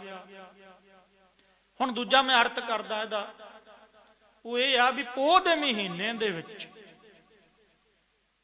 ਜੋ ਸੁਹਾਗਣ ਇਸਤਰੀਆਂ, ਉਹ ਵੱਡੇ ਭਾਗਾਂ ਵਾਲੀਆਂ ਨੂੰ ਪਤੀ ਪ੍ਰਾਪਤ ਹੋਇਆ, ਉਹਨਾਂ ਨੂੰ ਠੰਡ ਨਹੀਂ ਲੱਗਦੀ। ਹੁਣ ਦੁਨਿਆਵੀ ਤੌਰ ਤੇ ਮੈਂ ਤੁਹਾਨੂੰ ਸਾਰੀ ਗੱਲ ਖੋਲ ਕੇ ਦੱਸ ਨਹੀਂ ਸਕਦਾ, ਤੁਸੀਂ ਸਮਝ ਹੀ ਗਏ ਆ। ਹੁਣ ਇੱਥੇ ਕੀ ਗੱਲ ਆ? ਤੀਜੀ ਗੱਲ ਗੁਰੂ ਸਾਹਿਬ ਸਮਝਾਉਂਦੇ ਆ। ਮਹਾਰਾਜ ਕਹਿੰਦੇ ਭਾਈ ਪੋਖ ਤੁਖਾਰ ਨਾ ਵਿਆਪਈ ਕੰਠ ਮਿਲਿਆ ਹਰ ਨਾਹੋ। ਜਿਹੜੀਆਂ ਜੀਵ ਰੂਪੀ ਇਸਤਰੀਆਂ, ਹੁਣ ਆਪਾਂ ਸਾਰੀਆਂ ਜੀਵ ਰੂਪੀ ਇਸਤਰੀਆਂ, ਸਾਡਾ ਪਤੀ ਪਰਮੇਸ਼ਰ ਹੈ, ਸਾਡਾ ਕੰਤ ਪਤੀ ਪਰਮੇਸ਼ਰ ਹੈ। ਸਾਰੀਆਂ ਜੀਵ ਰੂਪੀ ਇਸਤਰੀਆਂ, ਆਪਾਂ ਜਿੰਨੇ ਵੀ ਜੀਵ ਹਨ, ਜਿੰਨੇ ਵੀ ਜੀਵ ਆ, ਚਾਹੇ ਉਹ 84 ਲੱਖ ਜੀਵਾਂ ਦੇ ਵਿੱਚੋਂ ਕੋਈ ਵੀ, ਜਿਨ੍ਹਾਂ ਦੇ ਵਿੱਚ ਅੰਤਸ਼ਕਰਨ ਹੈ। ਇਹ ਬੜੀ ਗਹਿਰੀ ਗੱਲ ਆ। ਇੱਕ ਤਮੋ ਗੁਣੀ ਹੁੰਦੇ ਆ, ਇੱਕ ਰਜੋ ਗੁਣੀ ਹੁੰਦੇ, ਇੱਕ ਸਤੋ ਗੁਣੀ ਹੁੰਦੇ ਆ। ਜਿਨ੍ਹਾਂ ਅੰਦਰ ਰਜੋ ਤੇ ਸਤੋ ਗੁਣ ਹੁੰਦਾ, ਤਮੋ ਵੀ ਹੁੰਦਾ, ਉਹਨਾਂ ਕੋਲੇ ਅੰਤਸ਼ਕਰਨ ਹੁੰਦਾ। ਜਿਨ੍ਹਾਂ ਕੋਲੇ ਰਜੋ ਤੇ ਸਤੋ ਨਹੀਂ ਹੁੰਦਾ, ਕੇਵਲ ਤਮੋ ਹੀ ਆ। ਹੁਣ ਆ ਇੱਟ ਹੈ, ਇਹਦੇ ਕੋਲੇ ਅੰਤਸ਼ਕਰਨ ਹੈ ਨਹੀਂ, ਗ੍ਰੰਥਾਂ ਨੇ ਮੰਨਿਆ। ਆ ਲੱਕੜ ਦਾ ਟੁਕੜਾ, ਇਹਦੇ ਕੋਲੇ ਅੰਤਸ਼ਕਰਨ ਹੈ ਨਹੀਂ। ਆ ਲੋਹੇ ਦਾ ਟੁਕੜਾ, ਇਹਦੇ ਕੋਲੇ ਅੰਤਸ਼ਕਰਨ ਹੈ ਨਹੀਂ। ਆ ਮਾਇਕ ਹੈ, ਇਹਦੇ ਕੋਲੇ ਅੰਤਸ਼ਕਰਨ ਹੈ ਨਹੀਂ। ਮੋਬਾਈਲ ਹੈ, ਇਹਦੇ ਕੋਲੇ ਅੰਤਸ਼ਕਰਨ ਹੈ ਨਹੀਂ। ਅੰਤਸ਼ਕਰਨ ਯਾਨੀ ਮਨ, ਬੁੱਧੀ, ਚਿੱਤ, ਠੀਕ ਹੈ ਜੀ। ਆ ਜੋ ਵੀ ਆਪਾਂ ਕਹਿੰਦੇ ਆ ਵੀ ਦਰਬਾਰ ਦੇ ਸਾਹਮਣੇ ਟਾਈਮ ਪੀਸ ਆ, ਇਹਦੇ ਕੋਲੇ ਅੰਤਸ਼ਕਰਨ ਹੈ ਨਹੀਂ। ਏਸੀ ਲੱਗਿਆ, ਇਹਦੇ ਕੋਲੇ ਅੰਤਸ਼ਕਰਨ ਹੈ ਨਹੀਂ। ਇਹ ਤਮੋ ਗੁਣੀ ਆ, ਇਹ ਜੜ ਪਦਾਰਥ ਆ। ਵੈਸੇ ਤੇ ਆਪਾਂ ਵੀ ਜੜ ਹੀ ਆ, ਇਹ ਫਿਰ ਲੰਮੀ ਵਿਆਖਿਆ ਹੋ ਜਾਣੀ, ਪਰ ਇਹ ਤਮੋ ਗੁਣੀ। ਆਪਣੇ ਕੋਲੇ ਰਜੋ ਤੇ ਸਤੋ ਗੁਣ ਹੈ। ਇੱਥੇ ਅੰਤਸ਼ਕਰਨ ਹੈ। ਰਜੋ ਤੇ ਸਤੋ ਗੁਣ ਦੇ ਵਿੱਚ ਅੰਤਸ਼ਕਰਨ ਵਰਤਦਾ, ਪੱਕੀ ਗੱਲ ਹੈ। ਪਸ਼ੂ ਕੋਲੇ ਵੀ ਹੈ। ਸਤੋ ਗੁਣ ਬਹੁਤ ਘੱਟ ਮਾਤਰਾ ਚ, ਥੋੜਾ ਜਿਹਾ ਬਸ। ਰਜੋ ਗੁਣ ਕਾਫੀ ਹੈ, ਸਤੋ ਤੋਂ ਥੋੜਾ ਜਿਹਾ ਜ਼ਿਆਦੇ ਆ। ਤਮੋ ਪ੍ਰਧਾਨ ਆ ਉੱਥੇ ਵੀ। ਇਹ ਲੰਮੀ ਵਿਆਖਿਆ ਹੋ ਜਾਣੀ ਆ, ਪਰ ਉਹਨਾਂ ਕੋਲੇ ਅੰਤਸ਼ਕਰਨ ਯਾਨੀ ਸਮਝ ਹੈ। ਜੀਵਾਂ ਕੋਲੇ ਅੰਤਸ਼ਕਰਨ ਹੈ, ਸਮਝ ਹੈ, ਥੋੜੀ ਆ। ਆਪਣੇ ਕੋਲੇ ਮਨੁੱਖ ਕੋਲੇ ਅੰਤਸ਼ਕਰਨ ਜਿਹੜਾ ਹੁੰਦਾ ਨਾ, ਇਹਦੇ ਵਿੱਚ ਵੀ ਰਜੋਗੁਣ ਪ੍ਰਧਾਨ ਬੰਦਾ ਕਰ ਲੈਂਦਾ, ਪਰ ਇਹਦੇ ਕੋਲੇ ਸਤੋਗੁਣ ਵੀ ਹੁੰਦਾ। ਜਿਹੜੇ ਸਾਧੂ ਆ ਨਾ, ਮਹਾਪੁਰਸ਼ ਤੱਤ ਬੇਤੇ, ਉਹ ਸਤੋਗੁਣੀ ਪ੍ਰਧਾਨ ਹੋ ਜਾਂਦੇ। ਆਪਾਂ ਕਹਿੰਦੇ ਵੀ ਸਤੋਗੁਣੀ ਪ੍ਰਧਾਨ ਆ। ਇਹ ਫਿਰ ਮੈਂ ਵਿਆਖਿਆ, ਫਿਰ ਕਿਸ ਦਿਨ ਸਮਾਂ ਹੋਇਆ ਤੇ ਇਹਦੇ ਉੱਪਰ ਬੜੀ ਗਹਿਰੀ ਵਿਆਖਿਆ ਹੋ ਸਕਦੀ ਆ। ਗੁਰੂ ਕਿਰਪਾ ਕਰੇ। ਹੁਣ ਪੋਖ ਤੁਖਾਰ ਨਾ ਵਿਆਪਈ, ਕੰਠ ਮਿਲਿਆ ਹਰ ਨਾਹੋ। ਇਹ ਜਿੰਨੀਆਂ ਜੀਵ ਰੂਪੀ ਇਸਤਰੀਆਂ ਨਾ, ਆਪਾਂ ਇਹ ਸਾਰਿਆਂ ਦਾ ਆਪਣਾ ਪਤੀ ਪਰਮੇਸ਼ਰ ਇੱਕ ਹੈ। ਇਹਨਾਂ ਸਾਰਿਆਂ ਦੇ ਵਿੱਚੋਂ ਹੁਣ ਸਾਧੂ ਜਿਹੜੇ ਹੈਗੇ ਆ, ਗੁਰਮੁਖ ਪਿਆਰੇ ਆ, ਜਿਨ੍ਹਾਂ ਨੇ ਆਪਣੇ, ਜਿੱਦਾਂ ਗੁਰਬਾਣੀ ਵਿੱਚ ਬਚਨ ਆਉਂਦੇ ਨਾ, ਘੜੀਐ ਸੁਰਤ ਮਤ ਮਨ ਬੁੱਧ। ਮਨ ਨੂੰ, ਬੁੱਧੀ ਨੂੰ, ਸੁਰਤ ਨੂੰ ਘੜ ਲਿਆ। ਇਹ ਘੜਨੇ ਪੈਂਦੇ ਆ, ਬੁੱਧੀ ਵੀ ਘੜਨੀ ਪੈਂਦੀ ਆ, ਮਨ ਵੀ ਗੁਰੂ ਕਿਰਪਾ ਨਾਲ ਘੜਨਾ ਪੈਂਦਾ, ਸੁਰਤ ਵੀ। ਇਹ ਬਹੁਤ ਲੰਮੀ ਵਿਆਖਿਆ ਇਹਦੀ ਵੀ। ਘੜਨੇ ਕਿੱਦਾਂ? ਇਹ ਘੜਨੇ ਪੈਣੇ ਆ। ਅੱਛਾ, ਮਨ ਬੁੱਧੀ ਸੁਰਤ ਨੂੰ ਘੜ ਲਿਆ। ਜਦੋਂ ਇਹ ਘੜੇ ਗਏ, ਫਿਰ ਉਹਨਾਂ ਵਿੱਚ ਸਤੋਗੁਣ ਪ੍ਰਧਾਨ ਹੋ ਜਾਂਦਾ। ਤੇ ਜਿਹੜੇ ਸਾਧੂ ਮਹਾਪੁਰਸ਼ ਹੁੰਦੇ ਆ ਨਾ, ਤੱਤ ਬਿੱਤੇ, ਉਹ ਹੌਲੀ ਹੌਲੀ ਗੁਰੂ ਕਿਰਪਾ ਦੇ ਨਾਲ ਮਿਹਨਤ ਕਰਕੇ, ਅਭਿਆਸ ਕਰਕੇ, ਕਮਾਈ ਕਰਕੇ, ਇਹ ਤੇ ਕਰਨਾ ਪੈਣਾ। ਮਤਾ ਸੋਚੋ ਵੀ ਇਹ ਨਹੀਂ ਕਰਨਾ ਪੈਣਾ, ਇਹ ਕਰਨਾ ਪੈਣਾ। ਦੇਖੋ, ਕਿਰਪਾ ਗੁਰੂ ਦੀ ਜ਼ਰੂਰ ਆ, ਪਰ ਕਿਰਪਾ ਵੀ ਐ ਨਹੀਂ ਵਰਤਦੀ ਯਾਰ। ਹਰੇਕ ਹੀ ਬੰਦਾ ਕਹਿ ਦਿੰਦਾ ਮੈਂ ਸ਼ੁਭ ਗੁਣਾ ਤੇ ਤੁਰਾਂਗਾ, ਤੇ ਫੇਰ ਹੀ ਆ ਨਾ। ਗੁਰੂ ਨੇ ਵੀ ਕਿਹਾ ਪਹਿਲਾਂ, ਉਹ ਬਚਨ ਆਉਂਦੇ ਨਾ ਭਾਈ ਗੁਰਦਾਸ ਜੀ ਦੇ, ਸਤਿਗੁਰ ਕੋਟ ਪਿੰਡਾ ਆਗੇ ਹੋਏ ਲੇਤ ਹੈ, ਇੱਕ ਪਿੰਡਾ ਜਾਏ ਚੱਲ। ਵੀ ਇੱਕ ਕਦਮ ਪੁੱਟ ਤੇ ਸਹੀ ਪਹਿਲਾਂ ਤੂੰ, ਜੇ ਪੱਟੀ ਨਹੀਂ ਤੇ ਫੇਰ ਕਿਦਾਂ ਤੁਰਨਾ? ਤੈਨੂੰ ਪੈਣਾ। ਹੁਣ ਪੋਖ ਤੁਖਾਰ ਨਾ ਵਿਆਪਈ, ਕੰਠ ਮਿਲਿਆ ਹਰ ਨਾਹੋ। ਨਾਹੋ ਦਾ ਅਰਥ ਪਤੀ ਪਰਮੇਸ਼ਰ। ਜਿਨ੍ਹਾਂ ਜੀਵ ਰੂਪੀ ਇਸਤਰੀਆਂ ਦੇ ਵਿੱਚੋਂ ਜਿਹੜੀਆਂ ਸੁਹਾਗਣ ਹੋ ਗਈਆਂ, ਸੁਹਾਗਣ ਤੋਂ ਅਰਥ ਜਿਨ੍ਹਾਂ ਨੂੰ ਪਤੀ ਪਰਮੇਸ਼ਰ ਮਿਲ ਚੁੱਕਿਆ, ਜਾਨੀ ਪਤੀ ਪਰਮੇਸ਼ਰ ਨਾਲ ਗਹਿਰਾ ਪਿਆਰ ਪੈ ਗਿਆ, ਪਤੀ ਪਰਮੇਸ਼ਰ ਦੇ ਹੁਕਮ ਵਿੱਚ ਚੱਲੀਆਂ, ਉਹਨਾਂ ਨੂੰ ਫਿਰ ਭਾਈ ਠੰਡ ਨਹੀਂ ਲੱਗਦੀ। ਕਿ ਠੰਡ ਤੋਂ ਅਰਥ ਮੈਂ ਇਹ ਵੀ ਕਹੂੰਗਾ, ਤੁਸੀਂ ਉਲਟ ਨਾ ਲਾ ਲਿਓ। ਗੁਰਬਾਣੀ ਨੂੰ ਵੇਖੋ, ਮੈਂ ਕਹਿੰਦਾ ਵੀ ਗੁਰਬਾਣੀ ਸਮਝ ਵਿੱਚ ਤੇ ਆਉਂਦੀ ਨਹੀਂ ਗੀ। ਸਮਝ ਮੈਂ ਪਹਿਲਾਂ ਬੇਨਤੀ ਕਰ ਚੁੱਕਿਆ ਵੀ ਵਾਚਕ ਤੇ ਵਾਚਿਆ ਤੋਂ ਉੱਪਰ ਹੈ, ਬੁੱਧੀ ਤੋਂ ਉੱਪਰ ਹੈ। ਪਰ ਇੱਕ ਸ੍ਰੇਸ਼ਟ ਬੁੱਧੀ ਹੁੰਦੀ ਆ, ਗੁਰੂ ਕਿਰਪਾ ਨਾਲੋਂ ਪ੍ਰਾਪਤ ਹੁੰਦੀ ਆ। ਉਸ ਦੇ ਮੁਤਾਬਕ ਜੇ ਆਪਾਂ ਵਿਚਾਰੀਏ ਤੇ ਗੁਰਬਾਣੀ ਦਾ ਅਰਥ ਇਹ ਨਹੀਂਗਾ। ਹੁਣ ਕਈ ਕਹਿਣਗੇ ਵੀ ਗੁਰੂ ਨੇ ਕਹਿ ਦਿੱਤਾ ਵੀ ਉਹ ਫਿਰ ਨੰਗੇ ਤੁਰੇ ਫਿਰਦੇ ਆ। ਨਾ ਨਾ ਨਾ, ਨੰਗੇ ਥੋੜੀ ਤੁਰਨਗੇ। ਵੀ ਜੇ ਆਪਾਂ ਇਹ ਗੱਲ ਕਹੀਏ ਵੀ ਕੋਖ ਤੁਖਾਰ ਨਾ ਵਿਆਪਈ, ਕੰਠ ਮਿਲਿਆ ਹਰ ਨਾਹੋ, ਵੀ ਜਿਨ੍ਹਾਂ ਨੂੰ ਪਤੀ ਪਰਮੇਸ਼ਰ ਮਿਲ ਗਿਆ, ਕੀ ਫਿਰ ਉਹ ਜਿਹੜੇ ਸੁਮੇਰ ਪਰਬਤ ਆ, ਵਾਹਿਗੁਰੂ ਜਿਹੜੇ ਹਿਮਾਲਿਆ ਪਰਬਤ ਹੈ, ਉਹਨਾਂ ਪਰਬਤਾਂ ਵਿੱਚ ਜਾ ਕੇ ਬਹਿ ਜਾਣਗੇ, ਉਹਨਾਂ ਨੂੰ ਠੰਡ ਨਹੀਂ ਲੱਗੂਗੀ? ਜਾਂ ਉਹ ਇੱਥੇ ਅੱਜ ਦੇ ਦਿਨਾਂ ਦੇ ਵਿੱਚ ਜਿਵੇਂ ਪੋਹ ਦਾ ਮਹੀਨਾ, ਉਹ ਬਿਨਾਂ ਸਵੈਟਰ ਕੋਟੀ ਜਾਂ ਕੰਬਲ ਲੋਈ ਤੋਂ ਬਿਨਾਂ ਤੁਰੇ ਫਿਰਨਗੇ?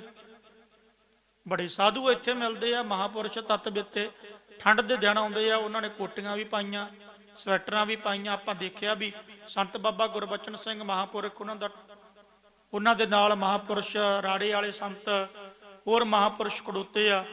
ਪਰ ਮਹਾਪੁਰਸ਼ਾਂ ਨੇ ਕੰਬਲ ਲਿਆ ਉੱਪਰ, ਪਰ ਉਹ ਬ੍ਰਹਮ ਗਿਆਨੀ ਸੀਗੇ, ਸਾਧੂ ਸੀ, ਫਿਰ ਉਹਨਾਂ ਨੂੰ ਕੰਬਲ ਲੈਣ ਦੀ ਕੀ ਲੋੜ ਸੀਗੀ? ਇੱਕ ਗੱਲ ਯਾਦ ਰੱਖਿਓ, ਸਰੀਰ ਪ੍ਰਕਿਰਤੀ ਨੇ ਬਣਾਇਆ ਤੇ ਪ੍ਰਕਿਰਤੀ ਝੂਠੀ ਆ। ਸਾਧੂ ਤੇ ਸਰੀਰ ਨੂੰ ਮੰਨਦਾ ਹੀ ਨਹੀਂ। ਸਰੀਰ ਨੂੰ ਭੁੱਖ ਵੀ ਲੱਗਣੀ ਆ, ਸਰੀਰ ਨੂੰ ਠੰਡ ਵੀ ਲੱਗਣੀ ਆ। ਹਾਂ, ਇਹ ਅਭਿਆਸ ਹੁੰਦਾ। ਇੱਕ ਗੱਲ ਮੈਂ ਵੀ ਕਹਿ ਦਿੰਦਾ, ਹਰੇਕ ਗੱਲ ਕੱਟੀ ਨਹੀਂ ਜਾਂਦੀ ਨਾ, ਕਟਾਸ਼ ਨਹੀਂ ਹੋ ਸਕਦੀ। ਕਈ ਜੋਗੀ ਲੋਕ ਬੜਾ ਲੰਮਾ ਅਭਿਆਸ ਕਰ ਲੈਂਦੇ ਆ, ਹੌਲੀ ਹੌਲੀ ਹੌਲੀ ਹੌਲੀ ਹੌਲੀ ਹੌਲੀ ਹੌਲੀ ਅਭਿਆਸ ਕਰਦੇ ਕਰਦੇ ਕਰਦੇ ਉਹ ਗਿੱਝ ਜਾਂਦੇ ਆ। ਹੁਣ ਮੈਂ ਦੇਖਿਆ ਵੀ, ਤੁਸੀਂ ਵੀ ਦੇਖਿਆ, ਡਿਸਕਵਰੀ ਤੇ ਵੀ ਦਿਖਾਉਂਦੇ ਹੁੰਦੇ ਆ, YouTube ਤੇ ਸਰਚ ਮਾਰ ਕੇ ਦੇਖ ਲਿਓ ਵੀ ਕੁੰਭ ਦੇ ਮੇਲੇ ਤੇ ਆਉਂਦੇ ਆ 12-12 ਸਾਲ ਹੋ ਗਏ, ਜਿਹੜੇ ਉਹ ਸਿੱਧ ਲੋਕ ਆ, ਉਹ ਕੋਈ ਬੈਠਾ ਕਿਸੇ ਨੇ ਬਾਹਾਂ ਖੜੀਆਂ ਕੀਤੀਆਂ ਥੱਲੇ ਨਹੀਂ ਕੀਤੀ, ਉਹ ਸਿਰੜੀ ਬਣ ਗਏ, ਸਰੀਰ ਗਿੱਝ ਗਿਆ। ਸਰੀਰ ਗਿੱਝ ਜਾਂਦਾ ਪ੍ਰਕਿਰਤੀ ਦੇ ਮੁਤਾਬਕ। ਉਹਨਾਂ ਹੁਣ ਕਈ ਬੰਦੇ ਕੱਚ ਖਾ ਜਾਂਦੇ ਆ, ਯਾਰ ਇਹ ਵੀ ਕਮਾਲ ਦੀ ਗੱਲ ਆ, ਲੋਹਾ ਖਾ ਜਾਂਦੇ ਆ। ਪ੍ਰਕਿਰਤੀ ਦੇ ਮੁਤਾਬਕ ਹੌਲੀ ਹੌਲੀ ਹੌਲੀ ਹੌਲੀ ਉਹਨਾਂ ਨੇ ਸਰੀਰ ਨੂੰ ਉਹੋ ਜਿਹਾ ਢਾਲ ਲਿਆ। ਆ ਤੁਸੀਂ ਚੱਲ ਜਾਓ ਇੱਧਰ, ਜਿਹੜੇ ਚੀਨੀ ਜੇ ਲੋਕ ਆ, ਹਾਂਗਕਾਂਗ ਮੈਂ ਦੇਖਿਆ ਸੀਗਾ, ਉਹ ਘਾਹ ਕੋਈ ਖਾਂਦੇ ਰਹਿੰਦੇ ਆ। ਤੁਸੀਂ ਇੰਨਾ ਵੀ ਨਹੀਂ ਖਾ ਸਕਦੇ, 2 ਚਮਚੇ ਨਹੀਂ ਖਾ ਸਕਦੇ ਉਹ ਚੀਜ਼, ਪਰ ਉਹ ਆਪਣੇ ਵਾਲੀ ਰੋਟੀ ਨਹੀਂ ਖਾ ਸਕਦੇ, ਸਰੀਰ ਗਿੱਜਿਆ ਹੋਇਆ। ਸਰੀਰ ਉਹੀ ਆ, ਮਾਸ ਦੇਖੋ ਉਹੀ ਆ, ਉਹੀ ਮਾਸ ਹੈ, ਉਵੇਂ ਸਵਾਸ ਚੱਲਦੇ ਆ, ਅੱਖਾਂ ਮੂੰਹ ਸਾਰਾ ਕੁਝ ਉਹੀ ਆ, ਪਰ ਉਹਨਾਂ ਨੂੰ ਖਾਣਾ ਉਹ ਲੱਗਿਆ। ਆਪਾਂ ਹੁਣ ਗਰਮ ਭੋਜਨ ਜਿਹੜੇ ਲੋਕ ਖਾਂਦੇ ਆ, ਨਾਸਤਕ ਬੰਦੇ ਮੈਂ ਕਹੂੰਗਾ, ਜ਼ਿਆਦਾਤਰ ਮੱਛੀ ਖਾ ਲੋ, ਗਰਮ ਆ ਕਿੰਨੀ, ਇੱਥੇ ਵਾਲਿਆਂ ਨੂੰ ਗਰਮੀ ਚੜ ਜੂ, ਬੁਰਾ ਹਾਲ ਹੋ ਜੂ, ਕੀ ਕੁਝ ਹੋ ਜੂਗਾ, ਇਹ ਗੱਲ ਪੱਕੀ ਆ ਨਾ। ਤੇ ਗੋਰੇ ਲੋਕ ਜਾਂ ਜਿਹੜੇ ਉਧਰਲੇ ਲੋਕ ਆ, ਮੈਂ ਗੋਆ ਚ ਗਿਆ ਸੀਗਾ, ਉੱਥੇ ਵੀ ਦੇਖਿਆ, ਉਹ ਲੋਕ ਡੇਲੀ 2-2 ਟਾਈਮ ਮੱਛੀ ਖਾਂਦੇ, ਸਰੀਰ ਗਿੱਝ ਗਿਆ, ਸਰੀਰ ਹੌਲੀ ਹੌਲੀ ਅਭਿਆਸੀ ਬਣ ਗਿਆ। ਇਹ ਲੱਗ ਜਾਂਦਾ ਮਗਰ ਸਰੀਰ। ਪਰ ਸਾਨੂੰ ਗੁਰੂ ਨੇ ਨਹੀਂ ਇਹ ਸਿਖਾਇਆ। ਗੁਰੂ ਕਹਿੰਦਾ ਵੀ ਇਹ ਚੀਜ਼ਾਂ 'ਚ ਇੱਕ ਤਰ੍ਹਾਂ ਦੀ ਮਨਮਤ ਆ ਜਾਂਦੇ, ਨੂੰ ਹੱਠ ਤੱਪ ਕਹਿੰਦੇ ਆ। ਹੱਠ ਤੱਪ ਵੀ ਕਰਨਾ ਸੌਖਾ ਨਹੀਂ, ਐਵੇਂ ਨਾ ਖੰਡਨ ਕਰਦਿਆ ਕਰੋ ਹਰੇਕ ਗੱਲ ਤੇ ਆ ਕੇ। ਜਿੱਥੇ ਗੁਰੂ ਬੋਲਦਾ ਨਾ, ਗੁਰੂ ਦੀ ਅਵਸਥਾ ਕੁਝ ਹੋਰ ਹੁੰਦੀ ਆ। ਮੈਂ ਕਈ ਵਾਰ ਬੇਨਤੀ ਕੀਤੀ, ਆਪਾਂ ਕਹਿਣ ਲੱਗ ਪੈਨੇ ਆ ਜੀ ਜਿਹੜੇ ਜੋਗੀ ਸੀਗੇ, ਜਿਹੜੇ ਗੋਰਖਨਾਥ ਹੁਰੀ ਸੀ, ਉਹ ਮਨਮਤ ਕਰਦੇ ਸੀ। ਹਾਂ, ਪਰ ਮੈਂ ਇਹ ਗੱਲ ਦਾਅਵੇ ਨਾਲ ਕਹਿਣਾ ਵੀ ਤੁਹਾਡੇ ਨਾਲੋਂ ਕਿਤੇ ਚੰਗੇ ਸੀ। ਕਦੇ ਸੋਚਿਆ ਤੁਸੀਂ? ਜਿਹਦੇ ਨਾਲ ਗੁਰੂ ਨਾਨਕ ਦੀ ਗੋਸ਼ਟੀ ਹੋ ਰਹੀ ਆ, ਗੁਰੂ ਨਾਨਕ ਦੀ ਵਿਚਾਰ ਹੋ ਰਹੀ ਆ, ਕੋਈ ਆਮ ਜਾਂ ਇਨਸਾਨ ਥੋੜੀ ਸੀਗਾ। ਉਹਨੇ ਬਹੁਤ ਕੁਝ, ਗੋਰਖਨਾਥ ਹੋਰਾਂ ਨੇ ਬੜਾ ਕੁਝ, ਆਪਣੇ ਵਰਗੇ ਹੁਣ ਜਿਹੜੇ ਆਪਾਂ ਅੱਜ ਚੌੜੇ ਹੋ ਕੇ ਕਹਿੰਦੇ ਨਾ। ਇੱਕ ਇੱਥੇ ਬੇਨਤੀ ਕਰਦਾ, ਮੈਂ ਗੁਰਮਤ ਦਾ ਕਦੇ ਖੰਡਨ ਨਹੀਂ ਕੀਤਾਗਾ। ਗੁਰਮਤ ਸਾਨੂੰ ਅਖੀਰਲੀ ਗੱਲ ਸਟੇਜ ਤੇ ਲਿਜਾਂਦੀ ਆ, ਅਖੀਰਲੀ ਸਟੇਜ ਤੇ ਸਿਧਾਂਤ ਵਾਲੀ ਗੱਲ ਦੱਸਦੀ ਹੈ ਵੀ ਆਹ ਐਂਡ ਹੈ, ਐਂਡ ਤੇ ਲੈ ਆਈ ਗੁਰਮਤ ਸਾਨੂੰ। ਪਰ ਗੁਰਮਤ ਨੇ ਜਿੱਥੇ ਉਹਨਾਂ ਦਾ ਖੰਡਨ ਕੀਤਾ ਨਾ, ਉੱਥੇ ਇਹ ਨਹੀਂ ਗੱਲ ਕਹੀ ਵੀ ਉਹਨਾਂ ਦੀ ਕੋਈ ਕਮਾਈ ਨਹੀਂ ਸੀਗੀ। ਇਤਿਹਾਸ ਵਿੱਚ ਵੀ ਜ਼ਿਕਰ ਆਉਂਦਾ ਉਹਨਾਂ ਜੋਗੀਆਂ ਦੀ ਕਮਾਈ ਕੋਈ ਮਾੜੀ ਮੋਟੀ। ਯਾਰ ਕੌਣ ਆ, ਮੈਂ ਸੋਚਦਾ ਹੁੰਦਾ ਵੀਰ ਮੇਰੇ, ਉਹ ਦੱਸੋ ਤੁਸੀਂ ਵੀ ਕਿਹਦੇ ਵਿੱਚ ਇੰਨੀ ਤਾਕਤ ਆ ਵੀ ਸੁਮੇਰ ਪਰਬਤ ਤੇ ਜਾ ਕੇ ਬੈਠਣਾ? ਕਿਹਦੇ ਵਿੱਚ ਇੰਨੀ ਤਾਕਤ ਆ ਵੀ ਸਵਾਸਾਂ ਨੂੰ 10ਵੇਂ ਦਵਾਰ ਵਿੱਚ ਚੜਾ ਕੇ ਬੈਠੇ ਰਹਿਣਾ? ਕਿਹਦੇ ਵਿੱਚ ਇੰਨੀ ਤਾਕਤ ਆ? ਭਾਈ ਗੁਰਦਾਸ ਨੇ ਸਿੱਧਾ ਹੀ ਲਿਖਿਆ ਵੀ ਤਾਰੇ ਵੀ ਤੋੜ ਕੇ ਲੈ ਜਾਂਦੇ। ਬੜੀ ਤਾਕਤ, ਬਹੁਤ ਪਾਵਰ, ਬੜੀਆਂ ਰਿੱਧੀਆਂ ਸਿੱਧੀਆਂ ਸ਼ਕਤੀਆਂ ਸੀ, ਆਪਣੇ ਨਾਲੋਂ ਅੱਗੇ ਸੀ ਉਹ। ਪਰ ਗੁਰਬਾਣੀ ਦੇ ਮੁਤਾਬਕ, ਗੁਰੂ ਨਾਨਕ ਨੇ ਉਹਨਾਂ ਦੇ ਮੁਤਾਬਕ, ਅੱਜ ਸਾਡੇ ਮੁਤਾਬਕ ਜੇ ਅੱਜ ਮੈਂ ਉਹਨਾਂ ਦਾ ਖੰਡਨ ਕਰ ਦੇਵਾਂ ਨਾ, ਤੇ ਗੁਰੂ ਨਾਨਕ ਨੇ ਹੱਸਣਾ ਵੀ ਤੂੰ ਆਪ ਤੇ ਭਾਈ ਆਪਣਾ ਦੇਹ ਚਰੂ ਪਰ ਪਾਣੀ, ਆਪ ਤੇ ਉੱਥੋਂ ਤੱਕ ਗਿਆ ਨਹੀਂ ਹਜੇ, ਖੰਡਨ ਪਹਿਲਾਂ ਹੀ ਕਰਨ ਲੱਗ ਪਿਆ। ਹਾਂ, ਉਹ ਖੰਡਨ ਹੈ, ਅਸੀਂ ਨਹੀਂ ਇਹ ਕੰਮ ਕਰਨੇ। ਮੈਂ ਫਿਰ ਕਹਿਣਾ, ਅਸੀਂ ਬਾਣੀ ਪੜ੍ਹਨੀ ਆ, ਅੰਮ੍ਰਿਤ ਵੇਲੇ ਉੱਠਣਾ, ਨਿਤਨੇਮ ਕਰਨਾ, ਬਾਣੀ ਸਿਮਰਨ ਸੇਵਾ ਅਭਿਆਸ ਸਾਡਾ ਇਹ ਹੈ, ਇਹਦੇ ਵਿੱਚ ਹੀ ਭਲਾ ਹੈ। ਪਰ ਸਟੇਜਾਂ ਤੇ ਬੋਲਣ ਵਾਲਿਆਂ ਨੂੰ ਵੀ ਮੈਂ ਕਹਿ ਦਿੰਦਾ ਹੁੰਦਾ ਕਈ ਵਾਰ, ਬਾਬਾ ਸ਼੍ਰੀ ਚੰਦ ਨੂੰ ਖੰਡਨ ਕਰਦੇ। ਬਾਬਾ ਸ਼੍ਰੀ ਚੰਦ, ਕੋਈ ਬਾਬਾ ਸ਼੍ਰੀ ਚੰਦ ਦੀ ਕਮਾਈ ਕਿਤੇ ਕੋਈ ਮਾੜੀ ਮੋਟੀ ਸੀਗੀ? ਆਪਾਂ ਤੇ ਬਾਬਾ ਸ਼੍ਰੀ ਚੰਦ ਦੇ 9 ਵਰਗੇ ਵੀ ਹੈ ਨਹੀਂ। ਬਾਬਾ ਸ਼੍ਰੀ ਚੰਦ ਦਾ ਜੇ ਖੰਡਨ ਕਰ ਸਕਦਾ ਤੇ ਗੁਰੂ ਨਾਨਕ ਕਰ ਸਕਦਾ, ਗੁਰੂ ਅੰਗਦ ਦੇ ਮਹਾਰਾਜ ਕਰ ਸਕਦੇ ਆ। ਸਿੱਧਾਂ ਦਾ ਖੰਡਨ ਜੇ ਕੀਤਾ ਤੇ ਗੁਰੂ ਨਾਨਕ ਨੇ ਕੀਤਾ। ਗੁਰੂ ਨਾਨਕ ਕਹਿੰਦਾ ਵੀ ਇਸ ਤੋਂ ਅੱਗੇ ਵੀ ਹੈ ਕੁਝ, ਇਹ ਨਹੀਂ ਵੀ ਇੱਥੇ ਹੀ ਆ। ਬਹੁਤ ਗਾਂਹ ਚੱਲ ਗਏ ਸੀ ਉਹ, ਬਹੁਤ ਪਰਮਾਤਮਾ ਦੇ ਨੇੜੇ ਬੈਠੇ ਸੀ। ਬਸ ਜਿਹੜੀ ਧਿਆਤਾ ਧਿਆਨ ਤੇ ਗਿਆਤਾ ਗਿਆਨ ਗੇ ਪਰਮਾਤਾ ਪ੍ਰਮਾਣ ਪਰਮੇਵ ਵਾਲੀ ਸਮਾਧੀ ਵਿੱਚ ਸੀ।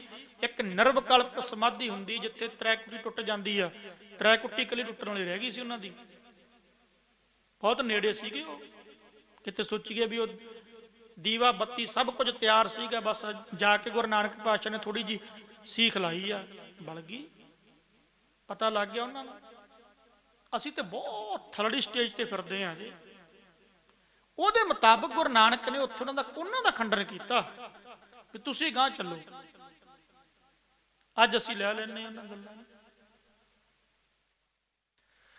ਸੋ ਯਾਦ ਰੱਖਿਓ, ਭੋਖ ਤੁਖਾਰ ਨਾ ਵਿਆਪਈ, ਕੰਠ ਮਿਲਿਆ ਹਰ ਨਾ ਹੋ। ਹੁਣ ਜਿਹੜੀ ਇਹ ਠੰਡ ਆ, ਇਹਦਾ ਮਤਲਬ ਇਹ ਨਹੀਂ ਵੀ ਪ੍ਰਕਿਰਤੀ ਨੇ ਸਰੀਰ ਬਣਾਇਆ ਭਾਈ, ਇਹਨੇ ਕੱਪੜਾ ਵੀ ਮੰਗਣਾ, ਇਹਨੇ ਰੋਟੀ ਵੀ ਮੰਗਣੀ ਆ, ਇਹਨੂੰ ਦੇਣੀ ਵੀ ਪੈਣੀ ਆ। ਕਿ ਗੁਰੂ ਸਾਹਿਬਾਂ ਨੇ ਪ੍ਰਸ਼ਾਦਾ ਨਹੀਂ ਛਕਿਆ?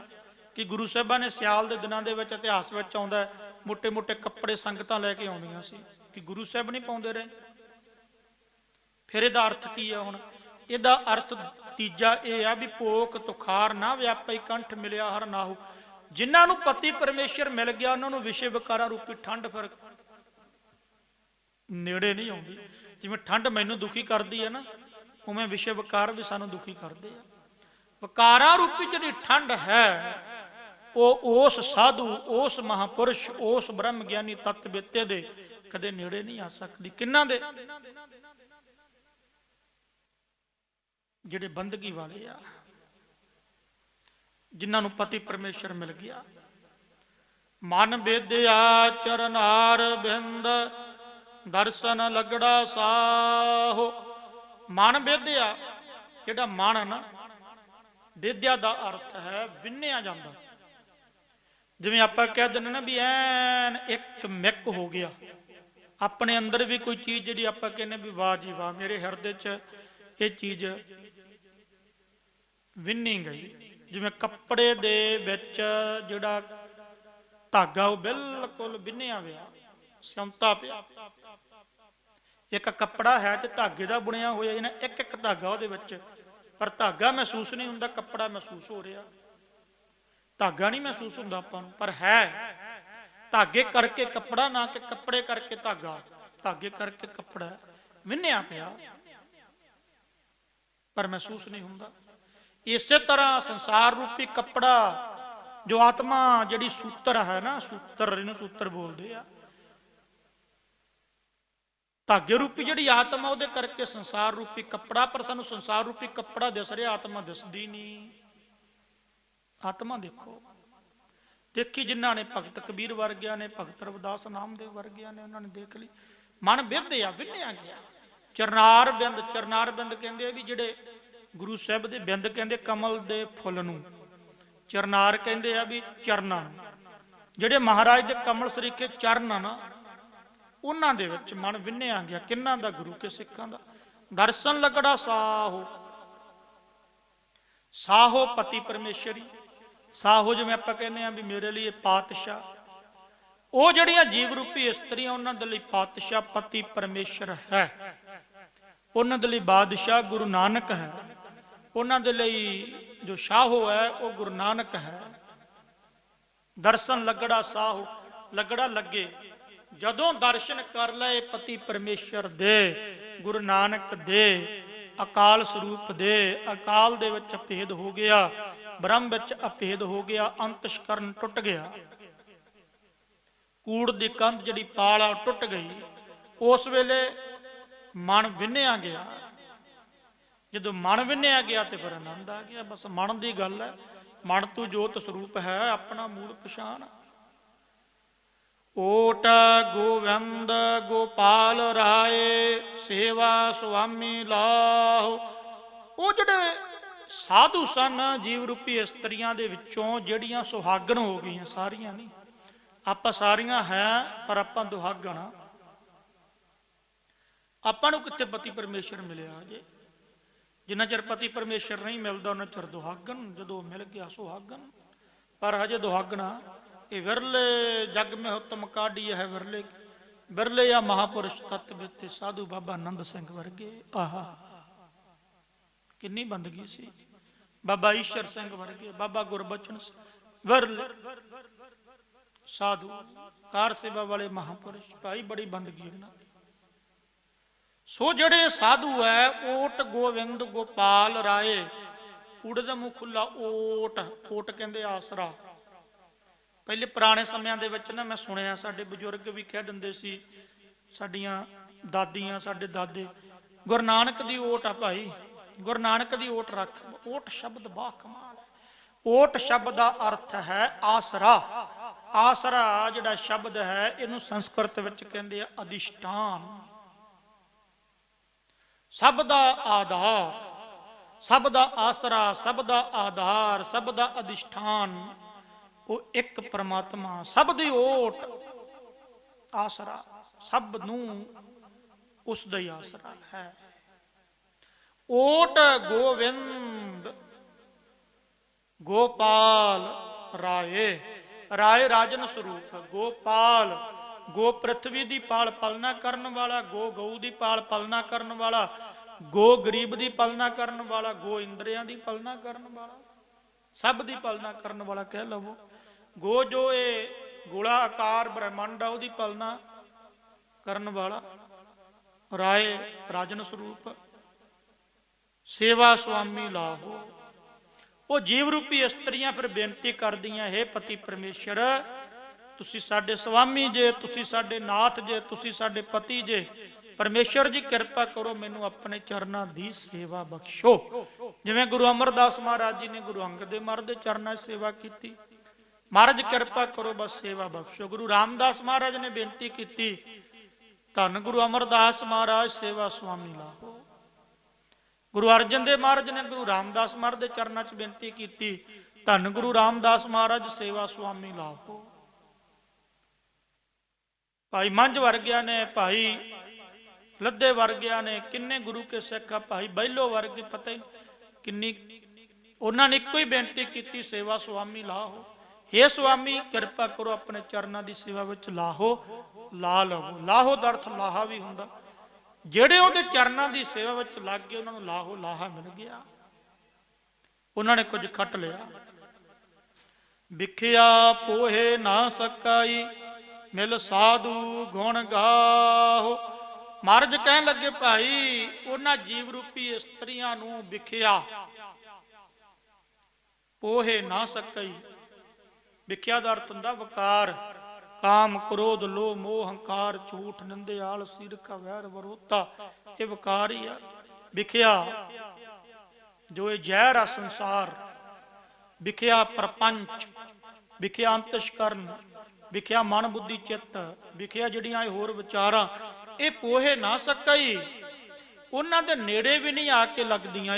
जो ये विचारां ने जो ये वकार आदक किन्हां दे मिल साधु गुण गाहो जिन्हां ने साधुआं नाल मिल के निरंकार दे गुणां नूं गाया रब नूं चेते कीता रब नूं याद कीता। जह ते उपजी तह मिली सच्ची प्रीत समाहो।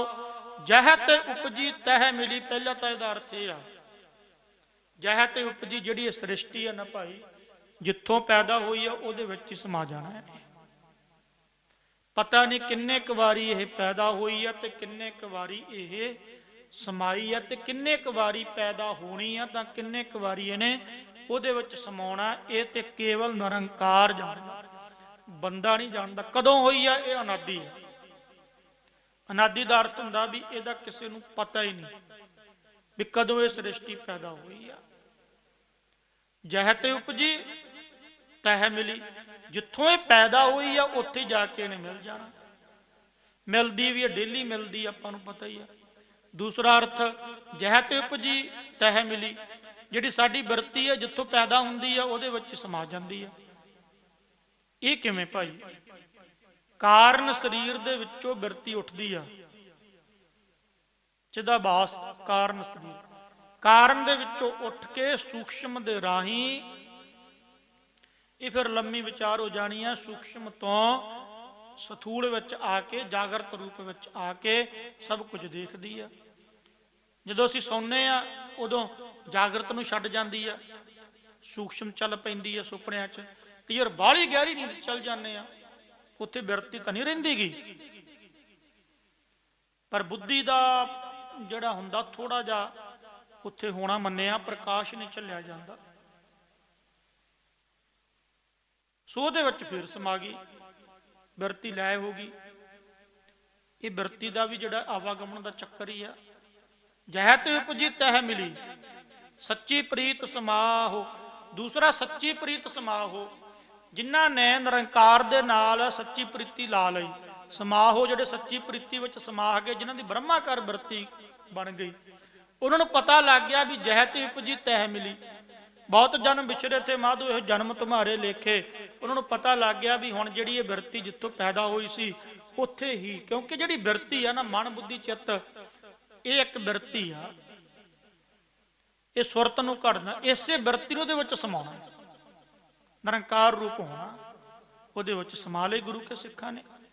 ਕਰ ਗਹਿ ਲੀਨੀ ਪਾਰ ਬ੍ਰਹਮ, ਬੌੜ ਨਾ ਵਿਛੜੀ ਆਹੋ। ਕਰ ਕਹਿੰਦੇ ਹੱਥ ਨੂੰ, ਗਹਿ ਹਾਹੇ ਨੂੰ ਸਿਹਾਰੀ ਕਰਕੇ ਬੋਲਣਾ, ਗਹਿ ਨਹੀਂ ਕਹਿਣਾ, ਗਹਿ। ਗਹਿ ਕਹਿੰਦੇ ਆ ਵੀ ਗ੍ਰਹਿਣ ਕਰ ਲੈਣਾ, ਫੜ ਲੈਣਾ। ਕਰ ਗਹਿ ਲੀਨੀ ਪਾਰ ਬ੍ਰਹਮ, ਪਾਰਾਵਾਰ ਧੋਰਾ ਜਿਹੜਾ ਬ੍ਰਹਮ ਆ ਨਾ, ਜਿਸ ਵੇਲੇ ਪਾਰ ਬ੍ਰਹਮ ਪਾਰਾਵਾਰ ਤੋਂ ਰਹਿਤ ਬ੍ਰਹਮ ਅਕਾਲ ਪੁਰਖ ਜਿਹਦੀ ਕੋਈ ਸੀਮਾ ਨਹੀਂ, ਜਦੋਂ ਉਹਨੇ ਸਾਡੀ ਬਾਹ ਫੜ ਲਈ, ਕਰ ਕਹਿੰਦੇ ਹੱਥ ਨੂੰ ਜਾਂ ਹੱਥ ਫੜ ਲਿਆ, ਗਹਿ ਕਹਿੰਦੇ ਫੜ ਲਿਆ, ਬੌੜ ਨਾ ਵਿਛੜੀ ਆਹੋ। ਬਸ ਇੱਕ ਵਾਰੀ ਫੜਨ ਦੀ ਦੇਰ ਆ, ਜਦੋਂ ਉਹਨੇ ਆਪਣੇ ਵਿੱਚ ਸਮਾ ਲਿਆ, ਮੈਂ ਉਹਦਾ ਹੀ ਰੂਪ ਹੋ ਗਿਆ। ਜੀਵ ਈਸ਼ ਦੇ ਰਾਹੀਂ ਬ੍ਰਹਮ ਵਿੱਚ ਅਭੇਦ ਹੋ ਗਿਆ। ਈਸ਼ ਦੇ ਰਾਹੀਂ ਮੈਂ ਸ਼ਬਦ ਤਾਂ ਵਰਤਿਆ ਕਿਉਂਕਿ ਜੀਵ ਤੋਂ ਤਾਕਤਵਰ ਈਸ਼ ਮੰਨਿਆ ਗਿਆ। ਈਸ਼ਵਰ ਤੇ ਜੀਵ, ਜੀਵ ਆਪਾਂ, ਪਰ ਈਸ਼ਵਰ ਬਹੁਤ ਵੱਡੀ ਤਾਕਤ ਹੈ ਦੇ ਵਿੱਚ। ਇਹ ਸ਼ੁੱਧ ਸਤੋਗੁਣ ਮਾਇਆ ਦੇ ਵਿੱਚ ਪ੍ਰਮਾਤਮਾ ਦੀ। ਹੁਣ ਮਹਾਰਾਜ ਕਹਿਣ ਲੱਗੇ, ਕਹਿੰਦੇ ਭਾਈ ਬੌੜ ਨਾ ਵਿਛੜੀ ਆਹੋ, ਕਹਿੰਦੇ ਪਰ ਬਾਅਦ ਵਿੱਚ ਉਹ ਵਿਛੜਦਾ ਨਹੀਂ, ਕਦੇ ਵਿਛੋੜਦਾ ਨਹੀਂਗਾ। ਬਾਹਰ ਜਾਓ ਲੱਖ ਬੇਰੀਆ, ਹਰ ਸੱਜਣ ਅਗਮ ਅਗਾਹੋ। ਜਿਹੜਾ ਮੇਰਾ ਸੱਜਣ ਆ ਨਾ, ਮਿੱਤਰ, ਅਗਮ ਖੌਫ ਤੋਂ ਰਹਿਤਾ, ਅਗਾਹੋ ਦਾ ਅਰਥ ਹੁੰਦਾ ਵੀ ਡੂੰਘਾ ਅੰਸ਼, ਉਹਦੇ ਜਿੰਨਾ ਕੋਈ ਡੂੰਘਾ ਹੀ ਹੈ ਨਹੀਂ, ਸੋਚ ਹੀ ਨਹੀਂ ਸਕਦੇ, ਬਿਰਤੀ ਮੁੱਕ ਜਾਂਦੀ ਹੈ ਨਾ।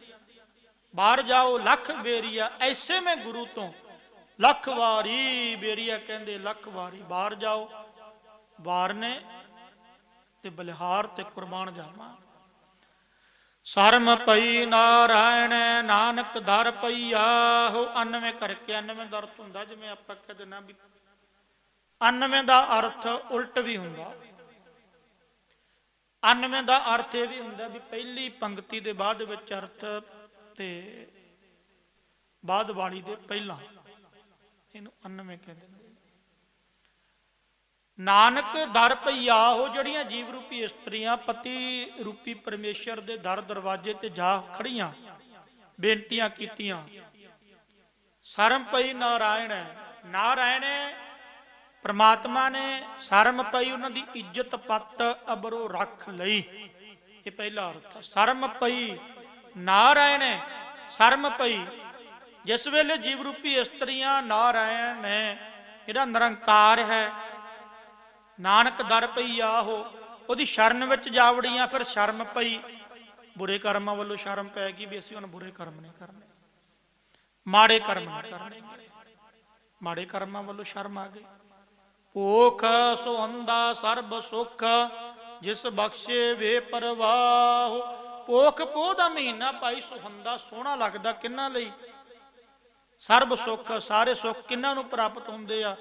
ਜਿਸ ਬਖਸ਼ੇ ਵੇ ਪਰਵਾਹ, ਜਿਨ੍ਹਾਂ ਨੂੰ ਵੇ ਪਰਵਾਹ ਜਿਹੜਾ ਦਾਤਾ ਨਾ, ਉਹ ਨਿਰੰਕਾਰ ਬਖਸ਼ ਲੈਂਦਾ, ਉਹਨਾਂ ਲਈ ਇਹ ਪੋਹ ਦਾ ਮਹੀਨਾ। ਚੜ੍ਹਦੀ ਕਲਾ ਵਾਲਾ ਗੁਰੂ ਕਿਰਪਾ ਕਰੇ। ਸਮੁੱਚੀ ਸੰਗਤ ਭਾਣੇ ਦੇ ਵਿੱਚ ਪਹਿਲਾ ਮਹੀਨਾ ਬੀਤਿਆ ਤੇ ਭਾਣੇ ਦੇ ਵਿੱਚ ਹੀ ਪੋਹ ਦਾ ਮਹੀਨਾ ਜਿਹੜਾ ਇਹ ਬੀਤ ਜਾਵੇ। ਇਸ ਮਹੀਨੇ ਦੇ ਵਿੱਚ ਭਾਈ ਵੱਧ ਤੋਂ ਵੱਧ ਗੁਰੂ ਗੋਬਿੰਦ ਸਿੰਘ ਮਹਾਰਾਜ ਦੇ ਛੋਟੇ ਸਾਹਿਬਜ਼ਾਦਿਆਂ ਦੇ, ਵੱਡੇ ਸਾਹਿਬਜ਼ਾਦਿਆਂ ਦੇ, 40 ਸ਼ਹੀਦਾਂ ਦੇ, ਮਾਤਾ ਗੁਜਰ ਕੌਰ ਜੀ ਦੇ, ਇਹਨਾਂ ਦੇ ਭਾਈ ਗੁਣ ਗਾਈਏ। ਆਪਾਂ ਬਾਣੀ ਪੜ੍ਹੀਏ ਨਿਰੰਕਾਰ ਦੀ, ਸਤਿਗੁਰਾਂ ਦੀ, ਕਲਗੀਧਰ ਪਾਤਸ਼ਾਹ ਦੀ ਦਸਮ ਦੀ ਬਾਣੀ ਵੱਧ ਤੋਂ ਵੱਧ ਪੜ੍ਹੀਏ। ਸ੍ਰੀ ਗੁਰੂ ਗ੍ਰੰਥ ਸਾਹਿਬ ਮਹਾਰਾਜ ਦੀ ਬਾਣੀ ਪੜ੍ਹੀਏ, ਇਤਿਹਾਸ ਵਾਚੀਏ, ਤਾਂ ਕਿ ਸਾਨੂੰ ਪਤਾ ਲੱਗੇ ਵੀ ਇਹੋ ਜਿਹੀ ਠੰਡ ਦੇ ਵਿੱਚ ਨਿਕਲਣਾ ਔਖਾ ਹੈ, ਪਰ ਧੰਨ ਮਾਤਾ ਗੁਜਰ ਕੌਰ, ਧੰਨ ਸਾਹਿਬਜ਼ਾਦੇ ਜਿਨ੍ਹਾਂ ਨੇ ਛੋਟੀ ਉਮਰ ਦੇ ਵਿੱਚ ਛੋਟੀਆਂ ਜਿੰਦਾਂ ਵੱਡੇ ਸਾਕੇ ਕੀਤੇ। ਗੁਰੂ ਕਿਰਪਾ ਕਰੇ। ਬਲਾਓ ਫਤਿਹ। ਵਾਹਿਗੁਰੂ ਜੀ ਕਾ ਖਾਲਸਾ, ਵਾਹਿਗੁਰੂ ਜੀ।